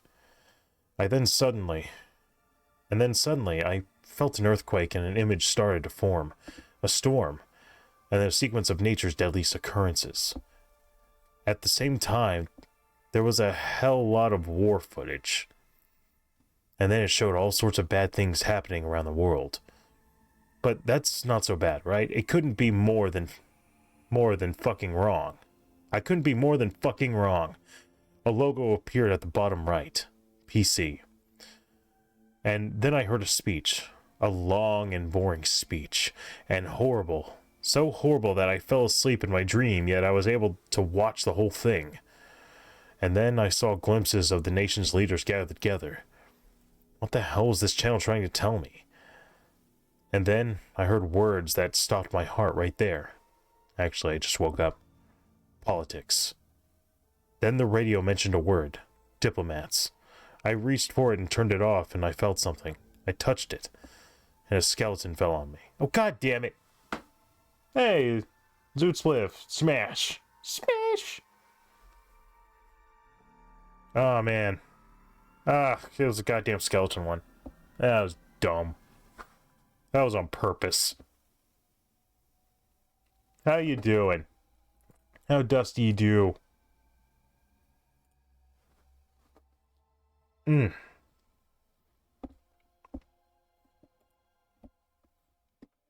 Just reading Creepypasta. I'm gonna be doing it this whole month. So, if I keep my schedule on as is, it'll be 5 streams this month. Excuse me. Doing good, bud. That's good. I had a weird thing earlier where my internet blipped out just enough to cut off the stream. Trying a bunch of Fortnite modes. Oh, that's neat. I never cared for Fortnite. It's alright. I just feel like now it's kind of catery.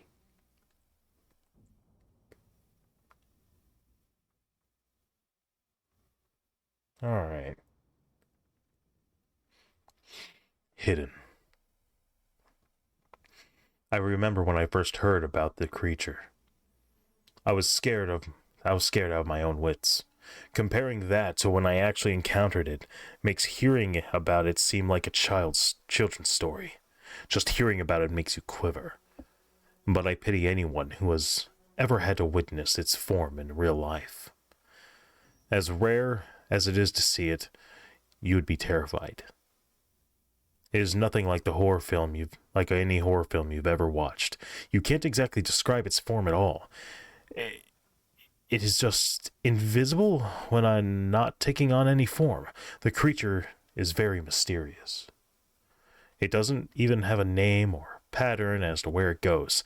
It just goes without about through various parts of the world, taking on a form of anything that is lying around. Once it is in the form of whatever object it has possessed, it can't move unless it releases itself, or if you are unaware of it. Not thinking about it, looking away. I once saw it in the form of an antique statue. I picked it up at a yard sale. The man selling it looked nervous, like he had seen a ghost. After I bought it, he looked happy. I brought it home and set it in my living room and thought nothing else. Nothing else of it. Hours later, my wife and I went to bed. I woke up into the middle of the night and went downstairs. I looked to the living room and didn't see the statue where I left it. I sensed something was behind me, but I didn't want to turn around, but I did. What I saw behind me shocked me. It was the statue. I backed away, my hands shaking. I was very frightened. I didn't take my eyes off the statue as I walked up the stairs. Then I blinked. The last thing I saw was what looked like a thin silhouette of a disfigured man with claws for hands, long hair and fleshy chunks missing from his body. Then I passed out. I woke up in bed, ran downstairs and checked the living room. The statue was where I left it, exactly where it was put. I realized the whole thing was a dream, but I heard that creature can project dreams into your head and become reality. I took the statue and loaded it into my truck. I put it back in the original owner's lawn and drove away as quickly as I could. I wish I'd never brought that statue, and I'm never coming near that owner's house again. By Creepy Storyteller. I didn't either. The ARPG I found was pretty decent. I agreed to the catering. I like the grind boss modes. That's fair. I mean, I don't know what you're completely talking about, but it ain't no biggie. Alright, this story was alright. You got the whole Weeping Angels aspect of it.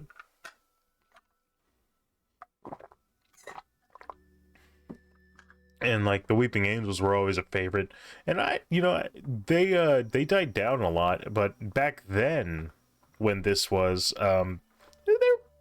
they were just hitting popularity. I think it was still pretty recent that people were still like on that ball, so it was probably right in time with it. As for the creature part, I don't know. I kind of liked the ambiguousness without without it being like a disfigured man creature. I think it would have been fine if they just left it as this ambiguous force that can go between objects. You know, basically just like a prop hunt, but no actual stand-in body.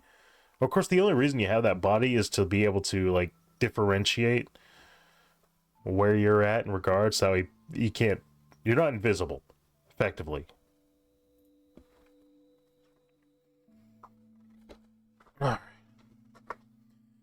Hide and seek. A young couple has just been married at a large family wedding. The reception is held at the bride's grandmother's house. After they have had dinner and a cake and such, they all decide to play hide and go seek, which has been a tradition in the bride's family for quite some time. The bride, knowing the house, decides to hide in the attic in the large chest. But when she climbs in, she slips and the lid comes crashing down. It locks her out, and she is now locked. Unconscious in the chest. Oh shit. Meanwhile, the rest of the family is searching for her and is starting to get worried. After hours of calling for her and searching the house, they call the police, who are also unable to find the missing bride. The bride eventually wakes up, but is unable to get out and starves to death. Years later, the bride's younger sister is married, and when she turns to hide in the very same chest, she is horrified to find her sister's remains rotting away in her wedding dress, now covered in blood from her frantic trying to claw her way out. Isn't that a... That sounds like the premise for something that's actually happened.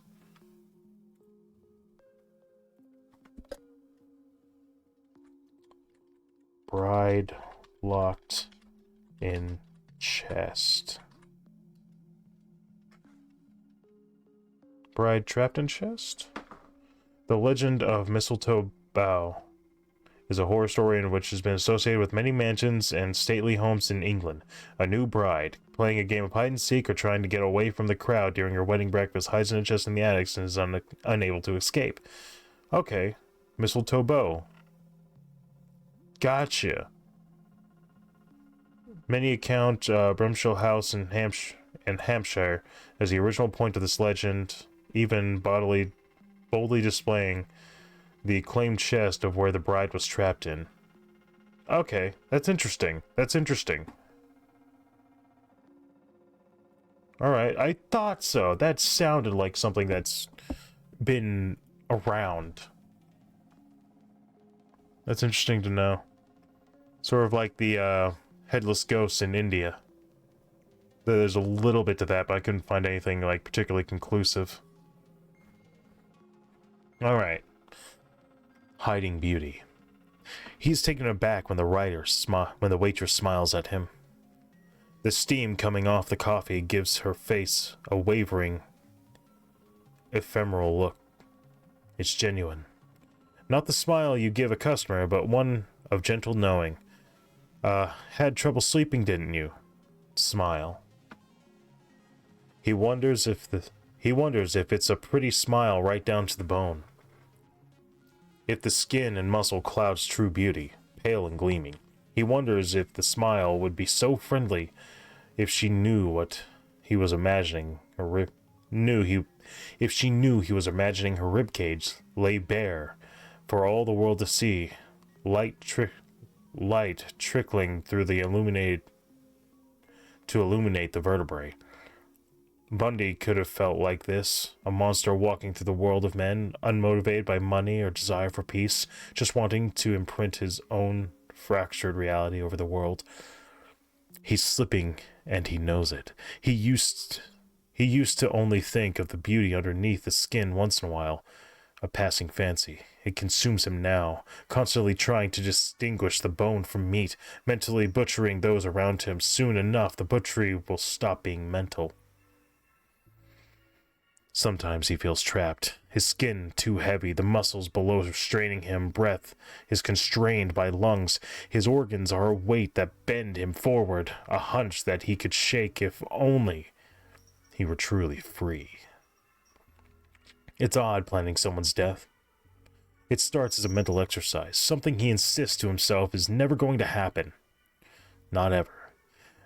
None of the meticulous ritual, the process timing will ever be more than a fantasy. This is the lie he tells himself when he mentally runs down the checklist of when the waitress will end her shift. The map of her route she has pinned up on his bedroom says she'll be taking the subway past the dark alley between the abandoned warehouse in the district where no one reports screams to the cops. The coffee cup is white and starting to sparkle from the lights. He wonders if her skull will have the same gleam, or if it will have to steam it. Heat stripping the last particles of meat from between the teeth. Maybe a lacquer to give it a glorious shine. Well, there'll be time enough to think about that later. He wrenches himself from the line of thought. No, not yet. He doesn't want to walk away from the rest of the world yet. There's nothing sexual about it. Indeed, the very act of sex disgusts him. He does sweat. He does too much sweat and fluids for the noise of meat striking meat. The steam from the coffee fogs the window, and he can almost see it. Phalanges glowing in the light of the street lamps. The eternal friendly grin of the passerbys. The world he should have been born in. He sips his coffee and feels the patina form on his teeth, still hiding beauty for a while. That's interesting. I feel like this is one of those getting into the mind of these killers type thing.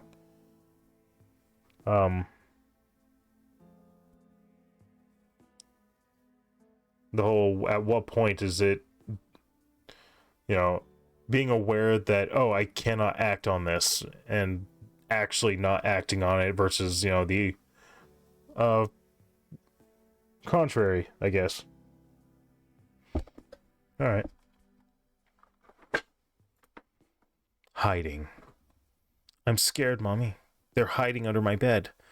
Allison crouched down beside her son, who was curled up on his bed, and pulled the blanket tightly up to his face.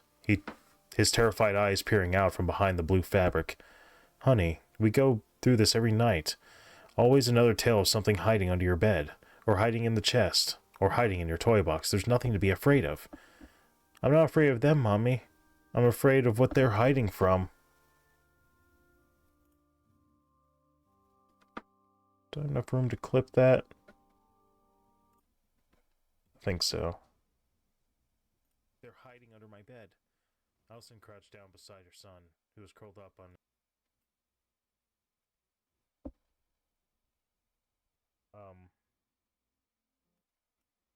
you know, being actually...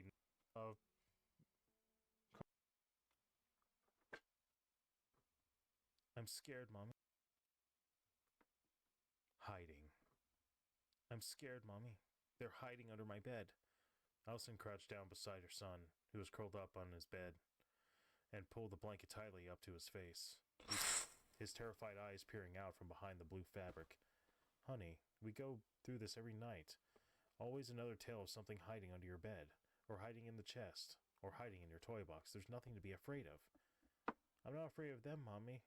I'm afraid of what they're hiding from.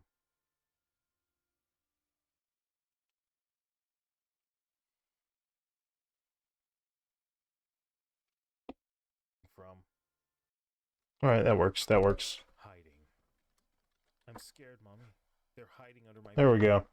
Allison crouched down. And publishing clip. There we go. Clip published. New clips. Interesting. At some point I'll be able to upload these. Actually, I could probably upload the clips straight to YouTube. Wait, it's Hiker. Hiker. I was through hiking the Appalachian Trail last year. When I got lost, I found myself off the trail in a strange, dark hollow and heavy moss, and one running stream. It was getting dark and starting to rain. I found a cave just above the creek bed, and there was no bear tracks, so I went in for shelter. Something in the night, a bear did come right into the cave, and I had no way out. Keeping my head, I crawled deeper into the cave and found a passage too small for the bear to fit. It led to a crawlway, ending in a little alcove. I had no light. I was terrified, but the sound of the bear in the bigger room faded away. This new room was cozy, with what felt like mounds of soft moss and crackly leaves all over the floor. A breeze blew through, and the leaves, though I couldn't see them, seemed to move all over. They tickled me all night long, making it hard to sleep. The next morning, I crept back out to see if the bear was gone. He was, so I exited back through the hollow and had a terrible rash all over my body from the itchy bedding that I had slept on. I couldn't stop scratching, and I gathered my stuff and went down the creek, looking for the road for some direction back to the trail. I found another trail along the creek, and in a few hours it ended at a dirt road. There I rested, trying to decide which way to walk for help. My skin was bleeding in spots now, and pustules were forming at the itchiest places. I thought I might need some cream or something. The game warden jeep came around the bend, and when the warden saw me sitting in the trailhead, he stopped. "You plan on going up there?" he asked, gesturing up the trail I had come down. "No, actually," I began, but the itching on my skin made me stop short to scratch. "Well, if you are, just stay the hell out of Spider Nest Cave." That's what happened. He was in spiders. He was bitten all by spiders. Ew. Any arachnophobics out there? Apologize, but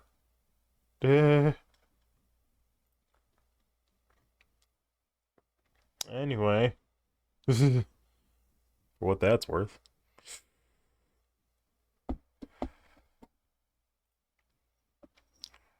The Hills with Eyes. My name is Pete. I used to live in the countryside of the small town. Countryside had a lot of forest, the hills, and hills. I lived in a cabin just outside of a small town, and en route to the town was between two large hills. One of them was an abandoned mine shaft, and the other was just a regular hill. When I went to pick up groceries each Tuesday, I had to take the route to the small town, but I always had a feeling something was watching me, and I went through the route. I can't explain it, but I always felt I was being watched, and one night my suspicions were true. It was a regular Tuesday in August, and I was running low on bread, so I went through the route to the small town and went back through the route to come back to the cabin. Things started getting weird. I couldn't bear brushes. I could hear brushes moving like something was hidden behind them. And some noises came from the abandoned mine shaft. Then I could hear footsteps coming from behind me, so as I was walking back to the cabin, I stopped walking. But I could hear the footsteps still coming from behind me, so I quickly turned around and saw something standing there watching me. I froze in fear, not knowing what to do next. The thing standing there had no fingers, only two sharp bones sticking out from the arms.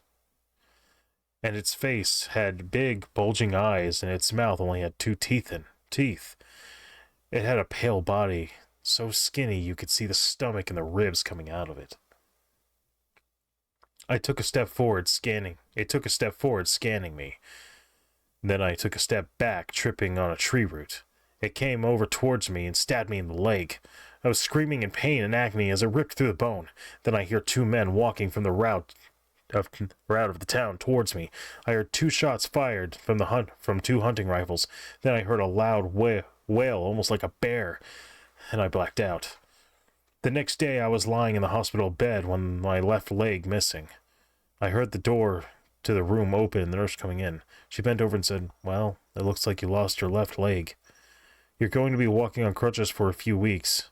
We're going to replace that severed leg with a robotic." I replied, "How did I get here?" She said, "Well, from the looks of it, two people on a hunting trip saw something tearing parts of your leg off. They both shot it, and it ran away, and they called 911. It's a good thing too, since you were bleeding to death." That was it. The nurse walked out, and I went to sleep. Now, well, I sold the cabin to a man and his daughter, and for now, I was walking with crutches until doctors can replace my left leg with a robotic one.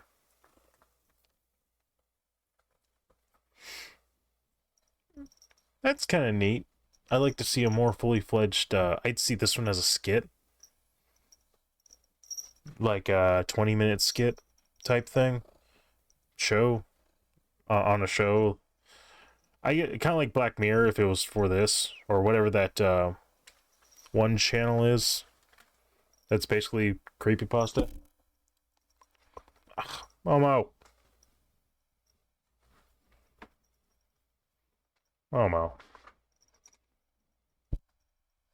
Being a nut.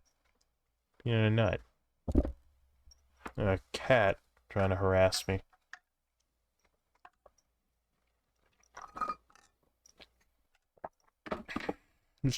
Chill.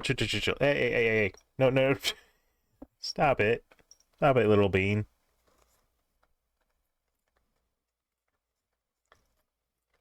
Little bean. Yeah.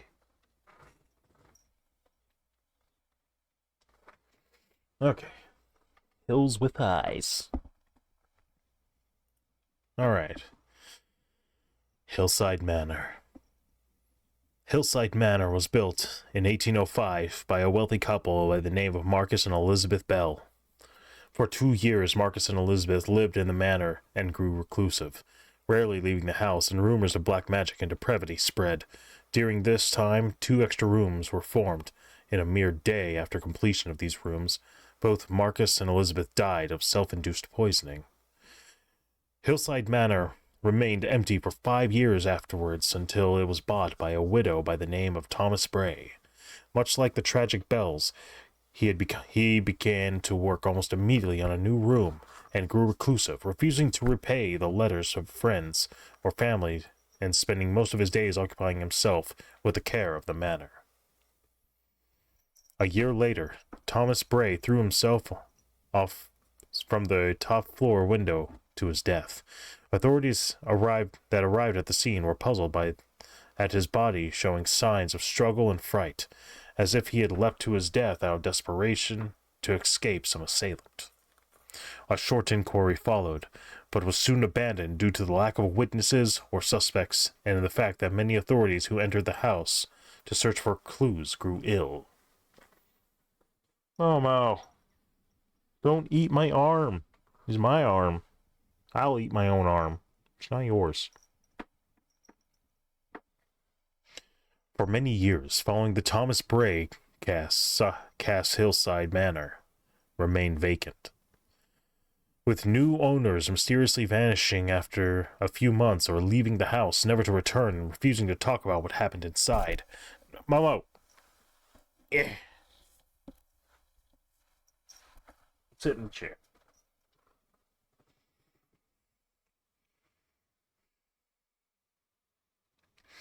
In 1987, Hillside Manor was burnt to the ground by a group of unidentified vigilantes who claimed to be purging the community of evil spirits. However, this house was rebuilt within a year, and many of the vigilantes involved in the arson would develop severe cases of fever and plague, with reoccurring nightmares that would cause them to be put into psychiatric wards. Since its original founding in 1805, Hillside Manor grew from 5 rooms to 12, each room having been built by one of the former inhabitants of the home. One would die shortly after their completion.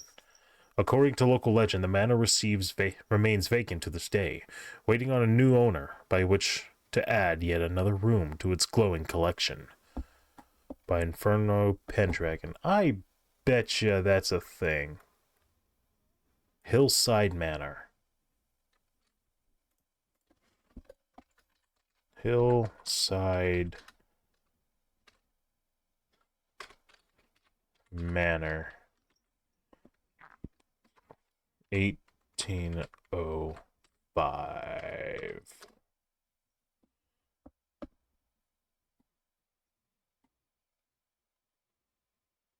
No, it just goes back to that creepypasta.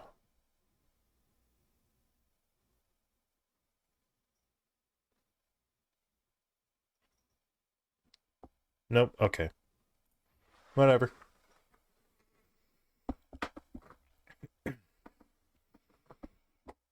Hilt of a blacksmith. I don't enjoy killing people. I don't enjoy ripping out the soul from its flesh. That just drops the lifeless corpse on the ground, cold as ice. I enjoy my knife, though. My knife doesn't kill, it stabs. The death is their own fault. My knife lets a person bleed. It lets many people bleed, red as ruby nectar drips. Sometimes gushes from their body. They fall, still alive, still breathing. I imagine licking their blood from the ground, as it's delicious. It must taste terrible, but it feeds my needs and desires, and gives me life. It only lasts for a short while, though. The blood drains, and death steals the soul from me. I like it. I like it when they contort their faces in pain. I enjoy their blood and watch them slowly die. I don't like it when the energy, the fight for life, simply leaves. This is why I hate death. I would stab them if I could, but I can't. I can't touch them. It doesn't matter. It doesn't hear me yell at them. I scream at the top of my lungs, but my words fade. He ignores me. I stab more and more and keep a sense of euphoria. Whether it be men, women, children, elders, I don't care. I need my distraction. I would surely go crazy if I didn't.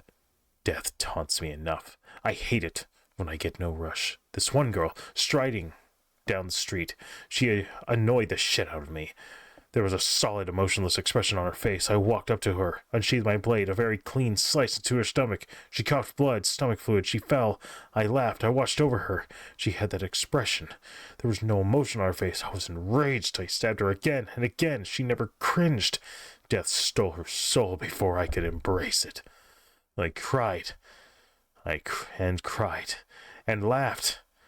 And I wanted more. Still, I want more. I need that euphoria. I refuse to let him taunt me. A few people later that night also tried to fight back at me. That was very fun. Bullets went through my host's head many times. Through the chest, through the legs, I smiled. I stabbed just once, enough to make them drop. They dropped like they dropped blood. Fear and pain froze in their face. Euphoria. Since that day, I've gone through a few hosts. It's been 200 years. My creator is long gone. But I still live on with his desires. It's kind of interesting. And some kind of ephemeral being that goes through person to person, and this one happens to be a desire to see the looks of people dying as they're dying and him causing it. Alright, that's kind of neat. I could see this as a more fleshed out thing.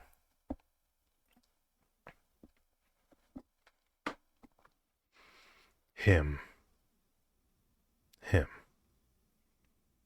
He is the one that watches me. He is the one that gives me gifts. He is so sweet. I might love him. But I need to get out of this hole to say thank you to him.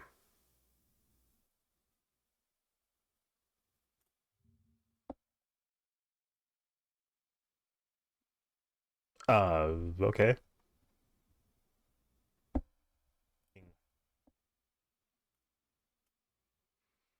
Him. He is the one that watches me. He is the one that gives me gifts.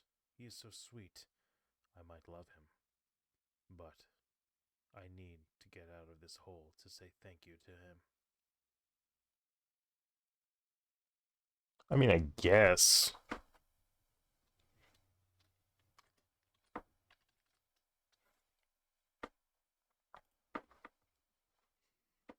I mean, it's whatever.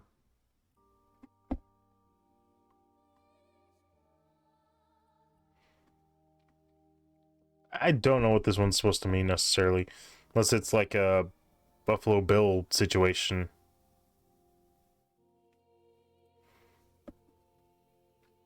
Oh, hello. Okay, here's the whole thing. Almost.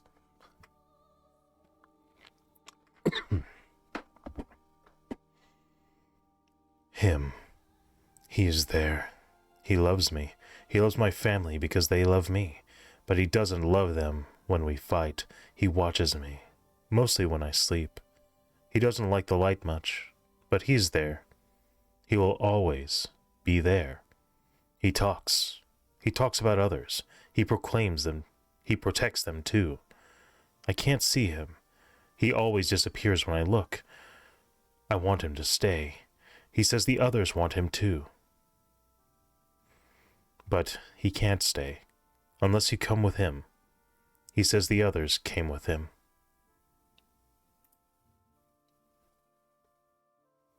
That one's short enough. There. He will always. They love me, but he doesn't love him. He is there. He loves me. He loves my family because they love me. He says the others came with him. Yeah, that works. Him. He is there. Just him. He loves me. There you go. Because there's two different ones. Him, ... and him. Alright.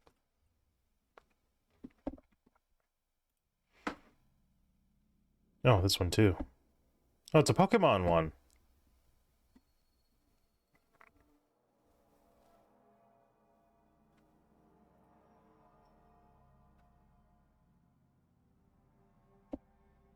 Oh, neat.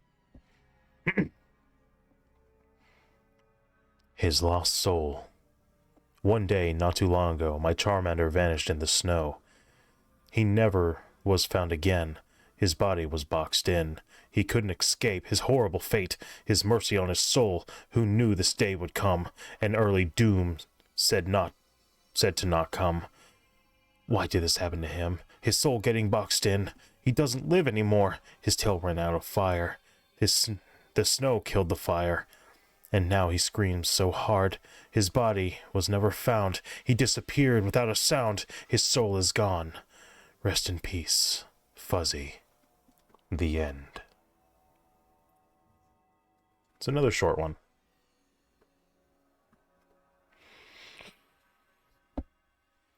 He couldn't escape. His horrible body was boxed.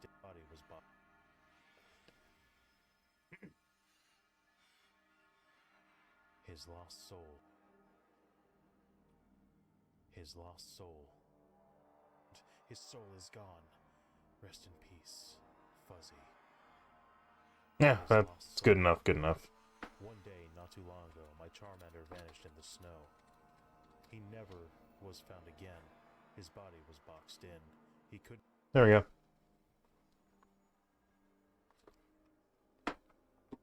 Anyway, I didn't know it's the end. It's whatever. It's implied. No, this is, I like the little poems. And like, there's always a soft spot for Pokemon. I'd say like, not all the Pokemon creepypastas work, but they're one of the ones that have a world that if you keep it in the world, it works a lot better generally. Like, I definitely recommend some of the classic Pokemon ones, like was it? Is it Pokemon Lost Silver? I think you can actually play Pokemon Lost Silver. Like, they didn't just make the creepypasta, but you actually got a playable version of it. And then there's the Pokemon Creepy Black that I think someone actually made. And it's just really neat, like conceptual wise.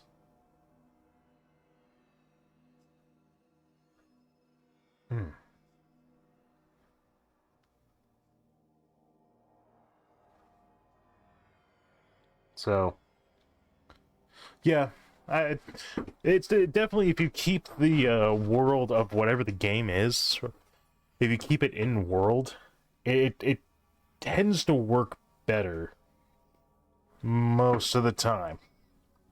Not always.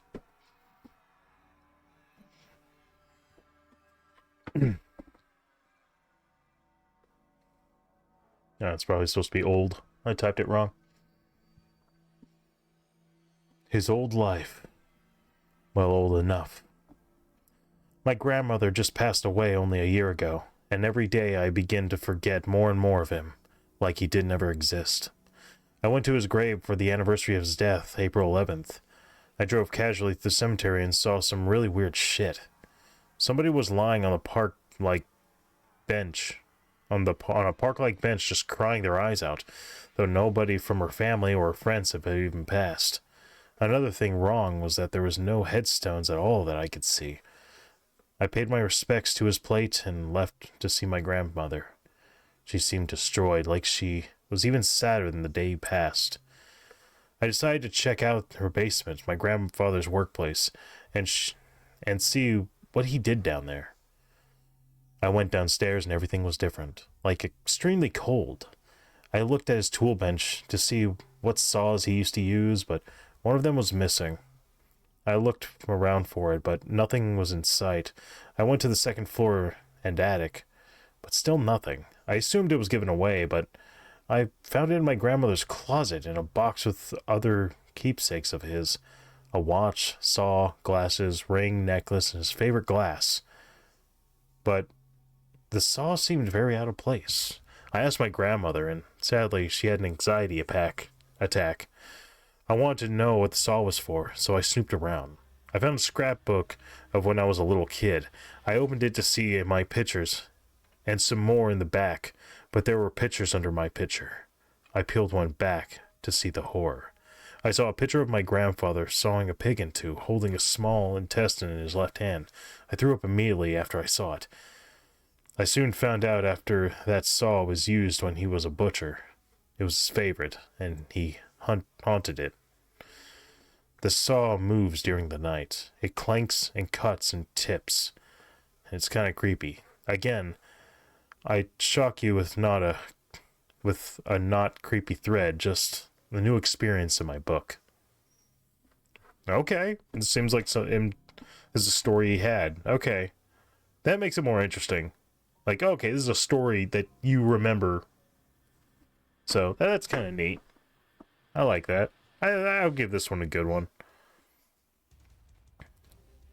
Like, there's a point where it doesn't necessarily have to make sense. You can make it interesting. It's like, this is just an experience I had. I don't have any explanation. Just what it was. So that's all fine.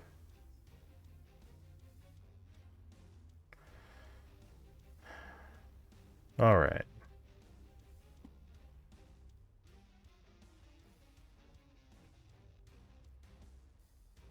Okay, it is. Let me go ahead and take a break now. I'll go ahead and take a break, and then I'll come back and see how long I want to keep doing it. When I get some more water, keep my throat feeling okay, and then we'll start back with history of the secret hospitals.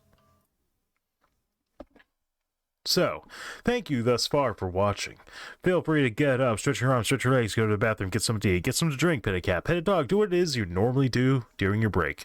I'll be gone for about 10 or 15 minutes. This is the intermission.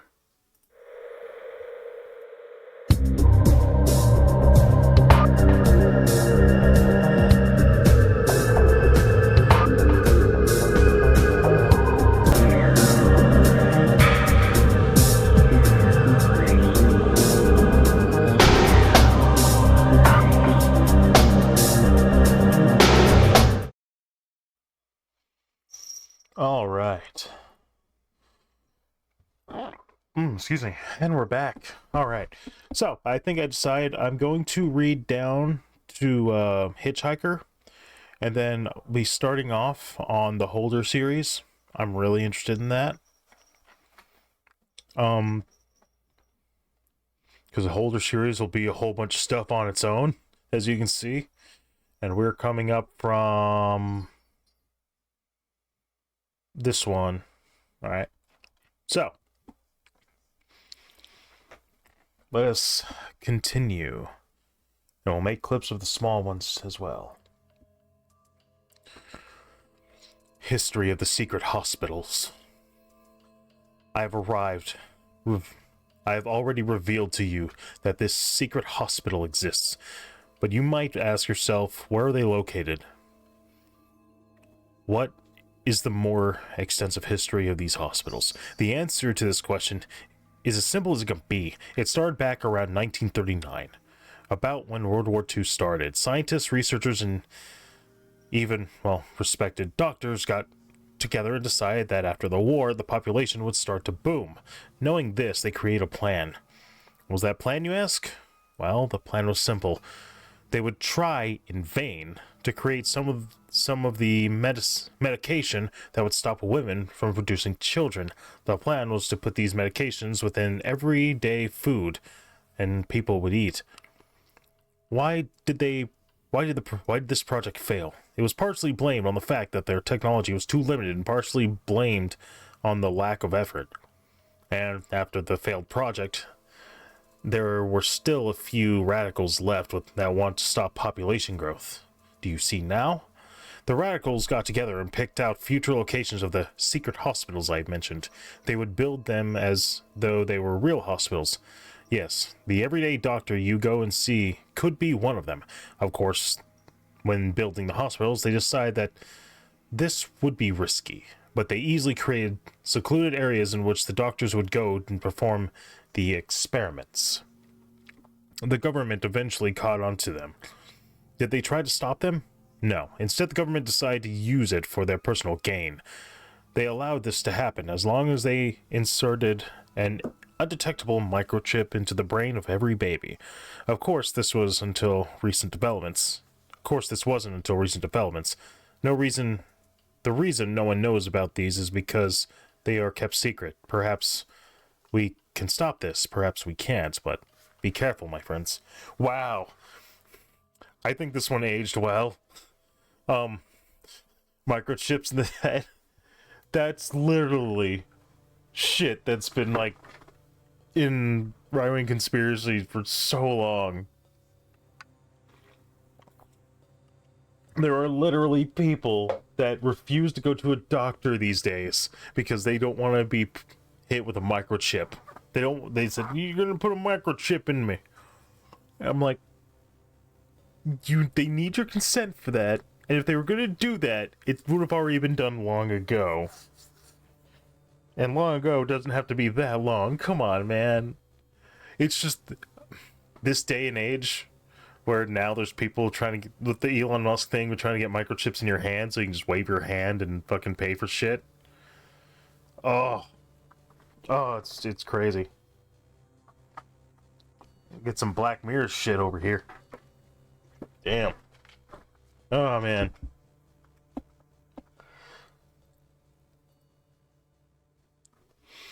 History repeats itself. Back when I was young, around 10 years old, I had an obsession with the paranormal. The act of communicating with someone who had passed was just so fascinating to me. I loved it. Everywhere I went, I would search for ghosts. Even an innocent trip to my friend's house turned me into searching a locked room for entities. When I was 10, I experienced a house fire. It wasn't terrible. Most of it was smoke damage. We moved into an apartment for 2 months while the workers cleaned and repaired things. 90% of our things were tossed. The workers often complained of hearing crying, slamming, and footsteps coming from our house.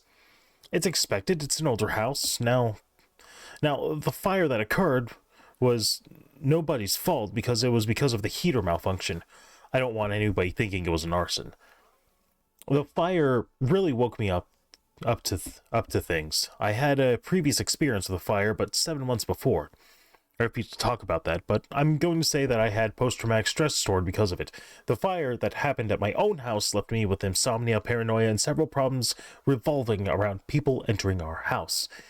Now, just recently, my mother had told me about 50 years ago, the top floor of my house was an apartment that experienced a tragic fire. It is not known whether any lives were lost in the fire, but it really makes me wonder whether there will be another fire in my home in about 40 years. This is just a personal theory, but my first theory I ever wrote in this genre. Thank you. Oh, okay, so this is like an actual account that he's... Okay, so this is something that might be happening. Well, okay, maybe.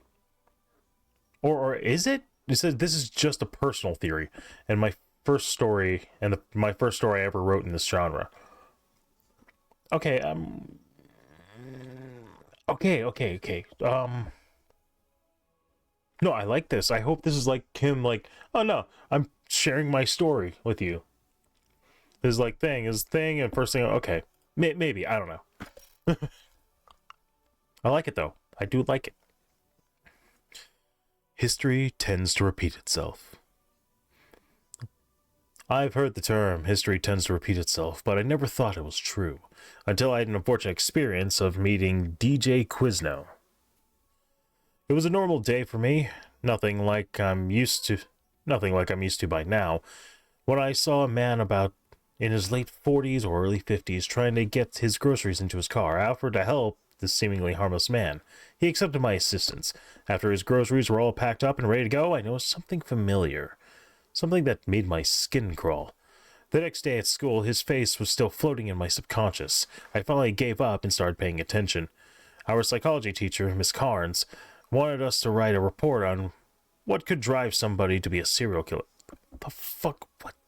What psychology teacher would ask for that? Anyway, after arriving at my home, my mother and stepfather weren't anywhere to be found. I thought they may have just gone out to get groceries or run some errands. I logged on my computer and typed into the search bar, well-known serial killers. I stumbled across the name John Wayne Gacy. It sounded interesting, so I scrolled the cursor in the link over the link and clicked. My old dial-up computer was so slow, eventually a photo popped up of John Wayne Gacy. I was in awe. It was the same man I had helped in the parking lot of the Kroger. I scrolled down to find out more about this man, and I saw something I couldn't have been there. John Wayne Gacy died over 10 years ago. I scratched my head and pondered how this could be possible. Finally, thinking it was just to be a coincidence, I walked to Kroger to pick up a few things. You know, kid stuff. Things I don't really need. Upon arriving at the store, an officer of the law stopped me and said, "Young man, you should be careful around here without an adult. An unknown man has been abducting children." At that moment, I knew something was terribly wrong in my small town of Hamilton. To be completely honest with you, that's as far as I can remember. Sorry, I have to go. My laptop's about to die, anyway. JD is calling me for dinner. JD Quizno.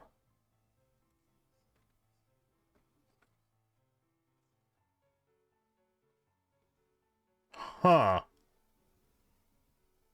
Who the fuck is JD Quizno? I feel like I should know this by now.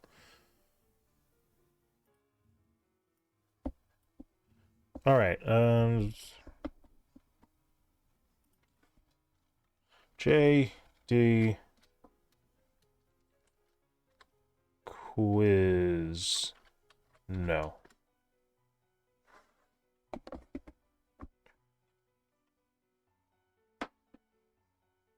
Okay, how about this?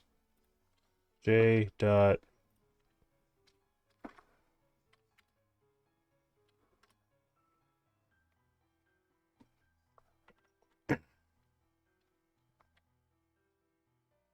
I am not seeing it. I have it typed right? Yeah, I got it typed right.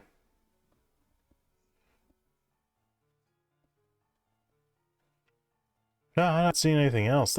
I should know.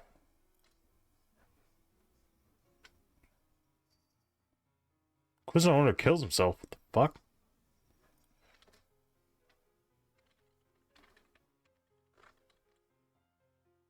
Person.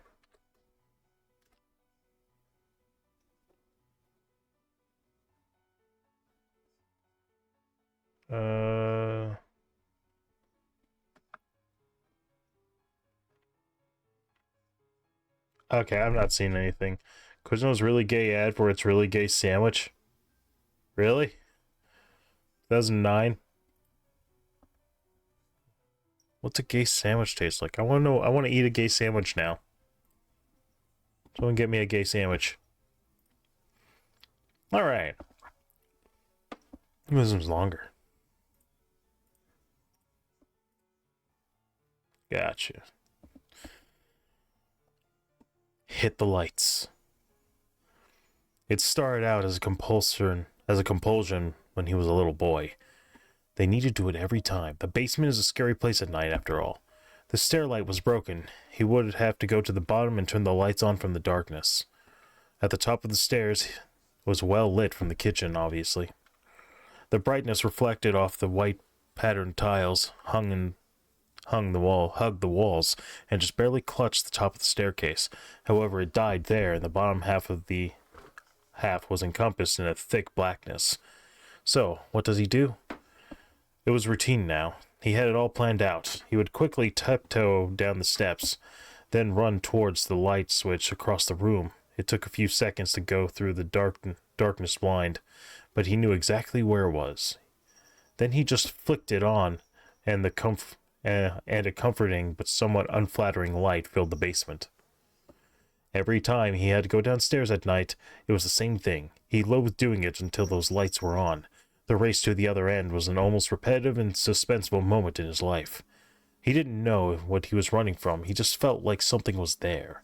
He was open about it to others, being just a talkative child by nature, his parents told him there was nothing down there to be afraid of. The doctor said it would be obsessive compulsive reactions. It didn't matter to him. It still did it. If you asked him why, he couldn't tell you, though. The years passed and he continued to do it. However, he got older, he could swear he heard something follow from behind him. Something trying to cut him off halfway through the dark path so familiar. Maybe it was his imagination, but he wasn't one to imagine things. This made him go faster and hit the lights. Suddenly, he was safe again. Nothing in sight. Time passed, and this noise continued every time. But that doesn't make sense. Why wouldn't whatever is stalking him learn its lesson and just cut him off? Was it playing with him? Maybe it just couldn't. That was when it happened. The next time he went down, he heard the chuckle that made his heart skip a beat and almost freeze. But you never freeze when you have to hit the lights. When he hit the lights and he heard a low sigh, as if something was disappointed that he had lost its catch. Fortunately, this continued. The boy couldn't just avoid going downstairs. He had errands to do, and his parents wanted him to get things stored down there. Stocked up during the day, the chuckle at the chase and the sigh of the failure. They both continued. He also now heard the pitter-patter of footsteps, and each time he went down, they got faster. But this boy was a brave boy, and he had a job to do. So he quickened his pace, braced himself, and ran as fast as possible to hit those lights, and he always made it on time. He was confident in himself that he would never get caught. But this day was different. The boy was old enough to be left alone, and the parents went out. He had his chores to do, and they required going into the basement as they always do. It was nighttime, but he'd done it 1,000 times before. What could go wrong? So, he was alone that night. He slowly glanced down the stairs. He looked at the darkness and felt it looking back. He kept the top floor bright. He walked down a flight. He ran with might, but he received a fright when he reached for the light switch, and there was none in sight. What was with the rhyming at the end? That was weird. Anyway, I mean, yeah, it's just gone. Oh, you know what? The bulb was bad. The bulb goes out.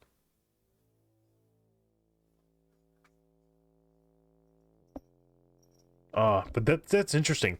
This was well done. The build-up was like, even if you knew what was going to happen, this build-up was pretty good. So kudos to that. I like that. Fucking love creepypastas, man. Holder of fluffy kittens? Oh my god. Chastisement, chaos, art, ambition, accuracy, sound. Some of these of the Holder series might be, whatever. Oh god damn it, I already see you right there, you piece of shit. I fucking see you. And your skeleton popped out. Fucking goddamn bullshit. I'm clipping that.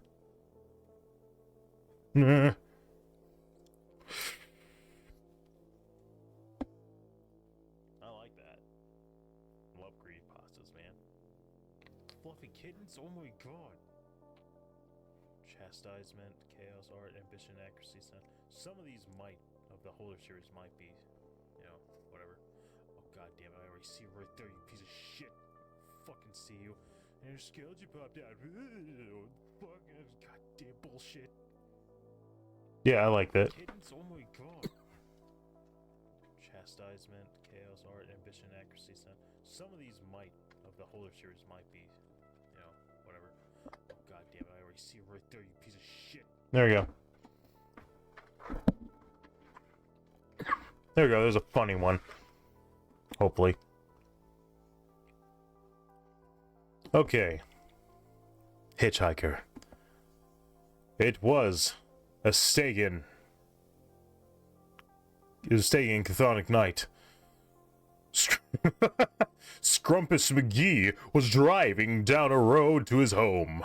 He knew what he was doing, but at the same time, the eldritch mist made him disillusioned to what his direction was in life, and his ancient car mowed down the darkened streets. Scrumptious heard a stuttering from his vehicle. The worst possible sound a man at this hour could hear. His house was still miles away, and he faced with one option: hitchhiking. To his luck, an automobile pulled over to where McGee stood in a dimly lit corner that everyone forgot. However, this hope fled when McGee opened the door, because at the very moment when he pulled the handle of the car, a skeleton popped out! Fuck you! Fuck you! Fucking bullshit. But we read it. We did it. We fucking did it. Okay, whatever. Moving on. Hitchhiker's object. There are stories about a certain kind of hitchhiker. They only ever appear at night on quiet roads, seeming to flicker into existence in a very edge of headlights, never carrying a sign, always with an expression of deep despondency on their faces, swathed with a heavy coat and long pants, usually with gloves. If you stop, they will seem cordial enough, polite, but hardly chatty. They will assure you that the next town or city along the route will be a fine spot to leave them. Normal enough, unless you try killing them. They die easily enough, but look underneath their clothes and you'll see that their skin is marred with lines of scars, forming repeated patterns that are unsettling to look at, and even more unsettling in the context of their skin. They have no wallets, no identification. If you slice their body open, however, they're different inside. There's no blood, no muscle, only a hollow cavity containing a single object. The object varies. Examples include a single coin, heavy and golden and engraved, with runes nobody can ever decipher. A diamond gem with fractal edges that slice bare flesh to ribbons. A small vase, quite unbreakable, that seems of the ocean and is always damp. Once you possess a hitchhiker's object, you'll find yourself always driving the quiet roads at night. You'll never mean to, but somehow you just will. The lure of possessing a second one will hum quietly in your head. You'll strain to catch sight of a figure appearing in your headlights, try to resist the impulse to stop. And sometimes you might, and sometimes you won't. You try telling yourself that this is just a normal person on an adventure, someone who ran out of petrol. The logical part of your brain will scream at what you're doing. You'll smile and nod, and they'll get into your car, and you'll slowly, casually reach under the seat, in your pocket, or across to the glove box. By Fur-Bearing Brick. Fur-Bearing Brick.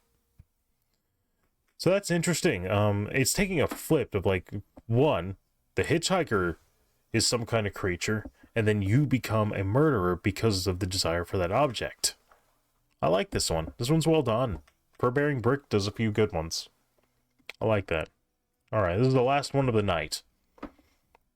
Hitchhiker. The hitchhiker Andy picked up on that July afternoon was one of the stranger people he had met. She had, after warm thanks for stopping, and a moment or two of silence, proclaimed herself to be able to grant a wish. The conjuration she had performed in support of this was quite remarkable. Once the sound of a cymbal had stopped ringing in Andy's head, he was quite impressed.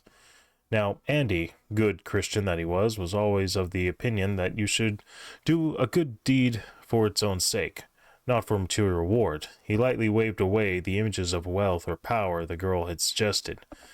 My one wish, young lady, is to get you where you're headed. The girl's face contorted with fear as darkness fell outside.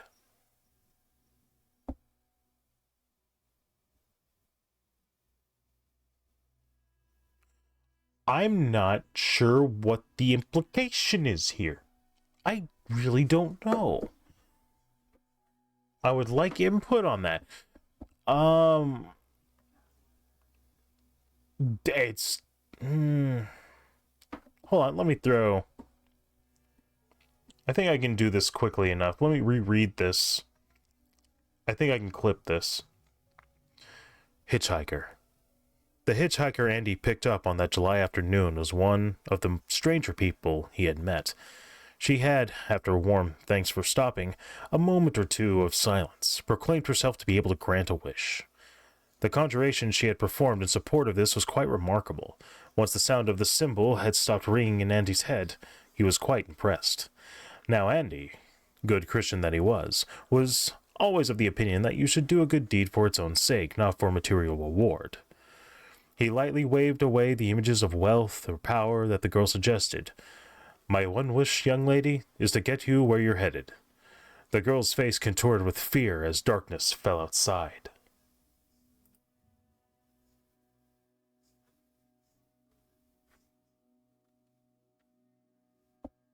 This was quite remarkable. Once the sound of she had, after afternoon, was one of hitchhiker. The girl's face contorted with fear as darkness fell outside. There we go. Hitchhiker. The hitchhiker Andy picked up on that July afternoon was one of the stranger people he had met. She had, after a warm thanks for stopping, a moment or two of silence, proclaimed herself to be able to grant a wish. The conjuration she had performed in support of this was quite remarkable. Once the sound of the cymbal had stopped ringing in Andy's head, he was quite impressed. Now Andy, good Christian that he was always of the opinion that you should do a good deed for its own sake, not for material reward. He lightly waved away the images of wealth or power that the girl suggested. My one wish, young lady, is to get you where you're headed. The girl's face contorted with fear as darkness fell outside. How do you spell hitchhiker properly? The hitchhiker Andy picked up on that July afternoon was one of the stranger people he had met. She had, after thanks for stopping, a moment or two hitchhiker, whatever. Claimed herself to be able to grant a wish. The conjuration she had performed. Good enough. Good enough. I'm really not that worried about that, so. Alright. So I think I'll go ahead and end it here because I'm about done. I want to go to bed. It's fucking 12:40 at night. I read a bunch of stories. So let's see how many we've gotten through now. Oh, it's taking so long now. It's beautiful. 959 items. We're gonna hit 1,000 next week, or at least damn close. Because we were, damn close at least. Oops. So, yeah. So now we're at 959. We've read through 959 of these stories. And the next, we're going to start the Holder series, which are all, like, decently short, single-page ones like this. So...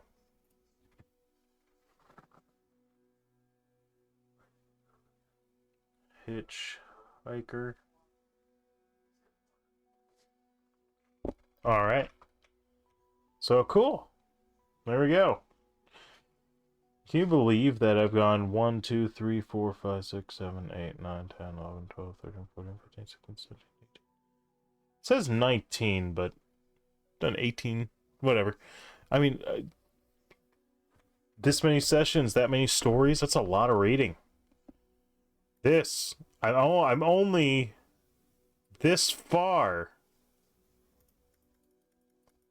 There we go. I'm only this far. This is like a eighth or something. Yeah. Well, yeah, about an eighth. Almost about 1,000 out of 800. It's close. It's a little less than an eighth. And we got all these, and second page starts right here.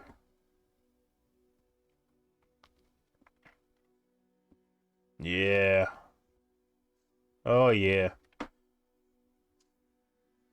just because I know I did it this way on purpose.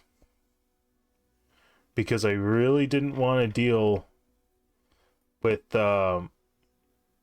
mixing in so many bad ones at the same time. Because like these these 2-page ones, a lot of them are really good to me. Because I was reading them like just straight through for a while. But like, man, it gets a little hard.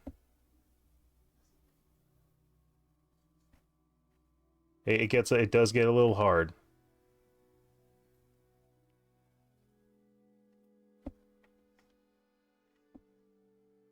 Yeah, it severs. Sorry, I'm just looking through some titles real quick.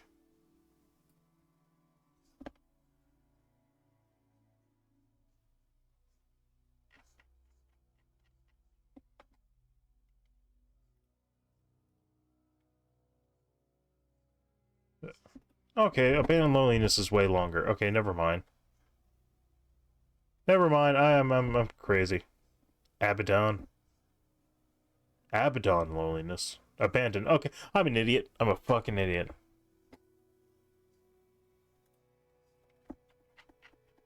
Ooh, I can't wait to read this one. This one was really cool. I remember that one. Oh. So many of these that I've read.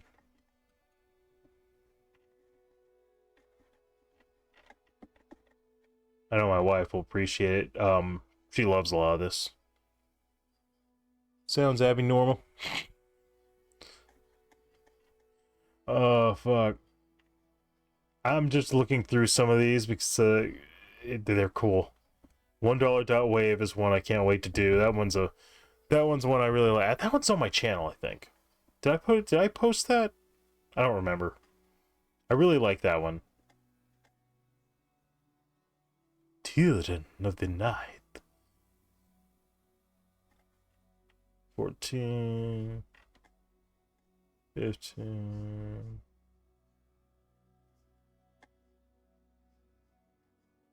No, I don't think anything else is there. Alright. So, yeah. I think that's about it. I think I'm gonna go. So. What'd you think of those creepypastas? There's gonna be a lot of bad ones, and we still got a long way to go for that. So, for what it's worth, bear with me. Eventually we'll get into the better ones. Normally, the ones that are given a lot of time to be written tend to be better. The second page ones that we'll get into... Ooh. NES Godzilla. Oh, never mind. It's 300... NES Godzilla is 388 pages.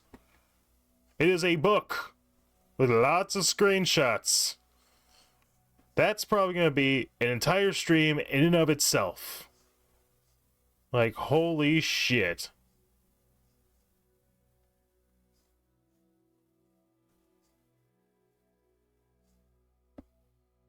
Oh. Is anyone familiar with this one? Oh. Maybe by that time I'll have a lot more viewership with any luck. Woo! And then Lord Loss. I haven't read this one, and I haven't read 50-Foot Ant. I haven't read any of these down here before, so once I get into these bigger ones, there's going to be a lot less we're getting through at one time. So, boom! So thank you all. Yeah, good. Fucking 388 pages. There are 8,820 fucking creepypastas. I'm gonna be deleting creepypastas that are duplicates because I know I have them. There's still a good handful of them. There's a lot. There is a lot. This is what I was getting in 2011 and I think 2011. Yeah, 2011 and 2013. I believe. Whatever. 388 pages of NES Godzilla. Even if you get cut down half, let's give it, cut down a third of it, you're still gonna end up with, fucking 200 pages. So, yeah. So, thank you for watching. Feel free to like, comment, share, subscribe, follow, and all that jazz. Feel free to take a look at my links that weren't getting posted. Where the fuck in my chat? Most of my links should be down below. I've got a new Blue Sky account that I'm trying out, so that'll be interesting. Feel free to look at my Patreon. Anything's always helpful, but take care of yourself first. There ain't no obligation to me that you have to fulfill. I'm doing fine on my own, relatively speaking. On our own, whatever. My Facebook, I'm not really active. I shitpost on whatever's happening. I don't even think I look at the other one's Messenger at all. I just don't care. I don't bother with it. I got Twitter still until it finally breaks down and burns. Of course, there's also my Discord, which is, I guess, my own personal safe space, as I deem it so. There's Reddit that I don't know why I'm putting in there. It's to add in another thing to have on there, I guess. So, all that stuff, shilling my nards. Like I said, it's gonna be Creepypasta all this month for all the streams, all 5 streams. So, look forward to that. Now, I think I'm gonna go to bed. I'm gonna go sleep and shit. So once again, thank you for watching, and always remember, you have potential. Good night.